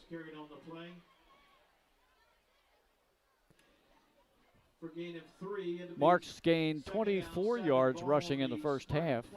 He's been sacked twice tonight. Give him 32 yards now rushing. He's made good decisions when to run, when not to run. It's just Salesianum's defensive reaction have been so quick. There's an out pattern to Kearney up at the 30. Is completed number 11, Kamaj Kearney. And that is going to be a couple yards shy of a first down. Be third down 2, ball on the Smyrna, 30-yard line. I have to check and see. That's the third reception for Kamaj Kearney in the game. But they haven't been able to break anything. They've been 5-6 yard catches.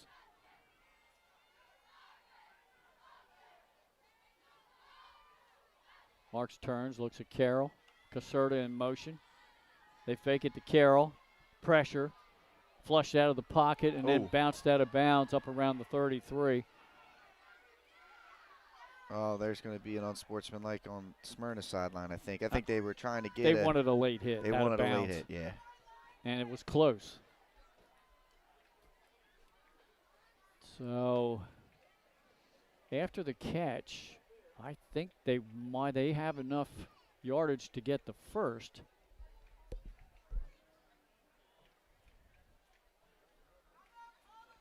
And again, there's just some conversation here with the striped shirts in front of the Smyrna bench.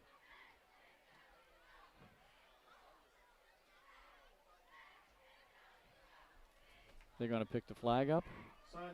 Nope, there it is. Oh, it's just a warning. Okay. Yeah. I think that was the first time that they were spoken to. So that's a good call. Although they're moving the ball back, aren't they? Well, the team was moving back as if there was going to be a penalty. Yeah. Oh, boy. So after all that, we have a third down and 1 yard to go.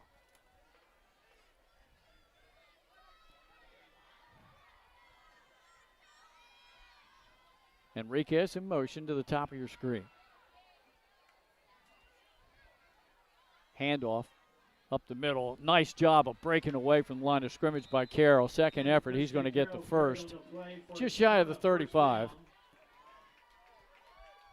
That young man, unofficially, we have 46 yards rushing for him to lead the way for Smyrna as we're inside of 40 seconds to go in this one. Let me use my anti-fatigue mat again. Nice little piece of carpet that Schulte gave me up here. Wide receiver screen. Gains about 4 yards. Smyrna needs to get up to the ball quick so they can run one more play. Catch that time made by Enriquez. Oh, boy. Score update from Benny Mitchell. 37-33, Sussex Central. Oh, my gosh. 3 seconds left. What a back-and-forth game. What in the world is going on? Where are the defenses in that one? Marks, rolls, tries to set up, throws across his body. I think the catch is made and out of bounds, but the clock shows zeros. Let's see who made the catch. The catch was Enriquez, and we have come to the end of this one with Salesianum winning by a final score of 29-0. We'll be back and start our post-game show right after this.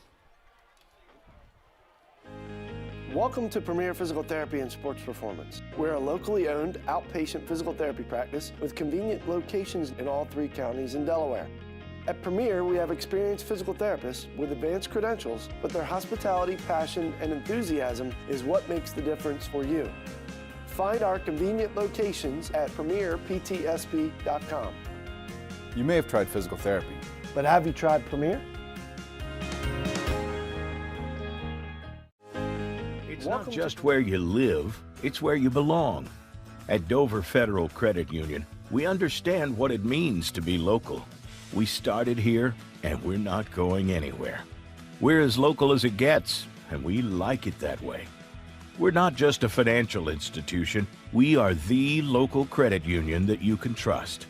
Local people, local decisions. Dover Federal Credit Union. Added many departments to our executive leadership team, including a training department, a property development department, and a construction department. We invite you to come live at the beach and work with a growing restaurant group with many opportunities to advance your career. Citadel Concepts Restaurant Group, come check us out.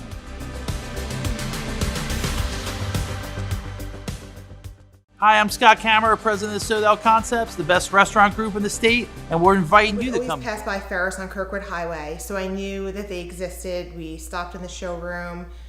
We just clicked, like from day one. They did a total kitchen renovation for us. Ferris was so organized. They were on top of everything from day one. Always here when they said they would be, always on time, kept to the schedule. The level of comfort speaking to everyone that works at Ferris, they were just super friendly, easy to talk to. It was like they were friends, not, people coming to work on our kitchen. The room is totally transformed from what it used to look like. To have all this seating now and the big table, the bench seats, it's great. I love coming home and just walking through the laundry room into the kitchen every day. It was just a great experience. We love Ferris. I would always pass by Ferris on Kirkwood Highway, so I knew that they existed. We stopped in the showroom. We just clicked, like from day one. They did a total kitchen renovation for us. Ferris was so organized. They were on top of everything from day one. Always here when they said they would be, always on time, kept to the schedule. The level of comfort speaking to everyone that works at Ferris, they were just super friendly, easy to talk to. It was like they were friends, not, people coming to work on our kitchen. The room is totally transformed from what it used to look like. To have all this seating now and the big table, the bench seats, it's great. I love coming home and just walking through the laundry room into the kitchen every day. It was just a great experience. The things that matter most happen right in our own backyard. Our neighbors, our schools, the places we go, and the people we know. And now there's one news outlet where our story is told. Delaware Live. Locally owned, community-based news. Free to every reader, because Delaware's future belongs to all of us. Quality journalism we can trust to help us take on the day. Delaware Live. Our state, our news, our home. The things that matter most happen right in our own backyard. Our neighbors, our schools, the places we go, and the people we know. And now there's one news outlet where our story is told. Delaware Live. Locally owned, community-based news. Free to every reader, because Delaware's future belongs to all of us. Quality journalism we can trust to help us take on the day. Delaware Live. Our state. Your home, your community. It's not just where you live, it's where you belong. At Dover Federal Credit Union, we understand what it means to be local. We started here, and we're not going anywhere. We're as local as it gets, and we like it that way. We're not just a financial institution. We are the local credit union that you can trust. Local people, local decisions. Dover Federal Credit Union. Your home, your community. Turn your vision into a reality with Capstone Homes Design Center, bringing personalization, luxury, and quality all into one location, where you'll meet with our certified design consultant that'll show you exactly what you're choosing, so you can make the best choice for you when designing your new home. From first home to vacation houses, we build and design homes for everyone. Set up your appointment now and design your dream home today at Capstone Homes. Turn your vision into a reality with Capstone Homes Design Center, bringing personalization, luxury, and quality all into one location, where you'll meet with our certified design consultant that'll show you exactly what you're choosing, so you can make the best choice for you when designing your new home. From first home to vacation houses, we build and design homes for everyone. Set up your appointment now and design your dream home today at Capstone Homes. Turn your vision into a reality with Capstone Homes Design Center, bringing personalization, luxury, and quality all into one location, where you'll meet with our certified design consultant that'll show you exactly what you're choosing, so you can make the best choice for you when designing your new home. From first home to vacation houses, we build and design homes for everyone. Set up your appointment now and design your dream home today at Capstone Homes. Turn your vision into a reality. Back here at Charles V. Williams Stadium in the postgame, once again, the final score is Salesianum 29, Smyrna nothing. Here's the scoring for the Sals in the first quarter. They had a 32-yard field goal attempt, but that failed. It went wide left. But with just under 2 minutes to go in the quarter, a nice 14-yard touchdown pass from McBride to Jasir game on. And Teal ran it in after 2 penalties on Smyrna. They actually got the ball down to like the 1-yard line, and that made it 8-0. That was the end of the first. In the second quarter, a scoop and score 56-yarder by Burrell. Hess's kick made it 15-0 at the half. Third quarter, Salesianum just came out and ran the ball. 2-yard touchdown run by Odell Teal. Hess's kick made it 22-0 with 8 minutes to go in the third. And then with 3:17 to go in the game, a 21-yard touchdown pass from McBride to Mix. And the kick by Sebastian Hess made the final 29-0. All right, is he about ready? Looks like we're going to be just about ready to send it down to Mike Lang, and Mike is going to interview Salesianum's running back, number 23, who had a huge game, Aiden Lego. He didn't score, but he carried the load in the second half and gained unofficially by our count 126 yards on 18 carries. We're waiting for him. I don't know if somebody was talking to him, the coaches, but now looks like he's ready to go, and he's coming over and right down in front of us here. And we're going to send it down to Mike Lang with Lego. All right, down here on the sideline, we're joined by running back Aiden Lego. Aiden, I think we had you with 126 yards. This is a team that gave you guys fits last year in the state tournament. I know some characters have changed and some, things have changed, but talk about being able to come down here and leave with a nice shutout win. Yeah, I mean, it was a great team effort by everybody on the team. I mean, honestly, my O-line had a terrific game today. I mean, I can't do anything without them, so props to them. And I just go out there and play the game. Coming down here or through the week, what was the plan to take on Smyrna? I mean, we knew it was going to be a tough atmosphere to play. They got a terrific band. It's loud. And, we've really got to just lock in and, just play how we know how to play. Coach Deladon talked about it, not a typical Salesianum effort. What was going on out there? It was a really chippy game. Like I said, the atmosphere, and we always had a rivalry with Smyrna. And, it was back and forth. We just lost our composure a little bit, but we'll fix it. You got Malvern. Yeah, week off, so you guys get to work on some things in Malvern prep coming up. I don't know if you've had a chance to play them yet. What do you do when you play a team like Malvern that you really haven't seen too much? I mean, we'll just game plan how we game plan any team. We'll watch film, practice. I know we haven't played Malvern before, so it's kind of hard to go in a game like that, but, we'll just do our best. All right, Aiden Lego, I think we had 126 yards. Pat and Glenn, sorry, back to you guys. Thanks, Aiden, and congratulations. Good luck for the rest of the way. All right, man, talk to you later. All right, that's Mike Lang with Aiden Lego, who unofficially with 126 yards rushing in the game, our player of the game. How about the final down there, Benny Mitchell and their crew, 37-33. Sussex Central scores late in the game to get the win. They had a fantastic game down there. Wow. And, yeah, unbelievable. Apparently, they went on a last-second touchdown, the Golden Knights do. Bradley Chavez finds Jawan Sturgis for the touchdown reception. We'll be watching that replay this weekend, that's for sure. Yep. So that's one of the finals that we had for you earlier. That is brought to you by Dover Federal Credit Union.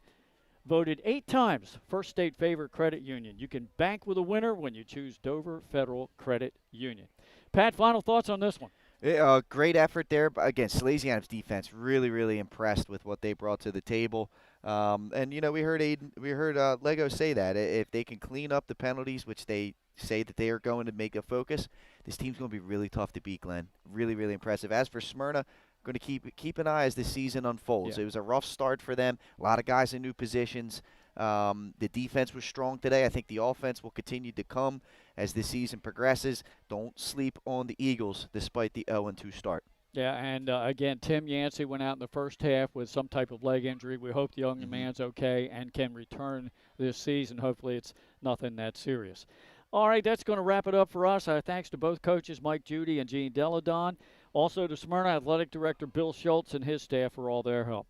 For the entire 302 Sports crew and my broadcast partner, Pat Garriantes, I'm Glenn Frazier. Once again, the final score, Salesianum 29, Smyrna nothing. Thanks for watching this free live stream on Delaware Live, powered by 302 Sports. All right, good stuff.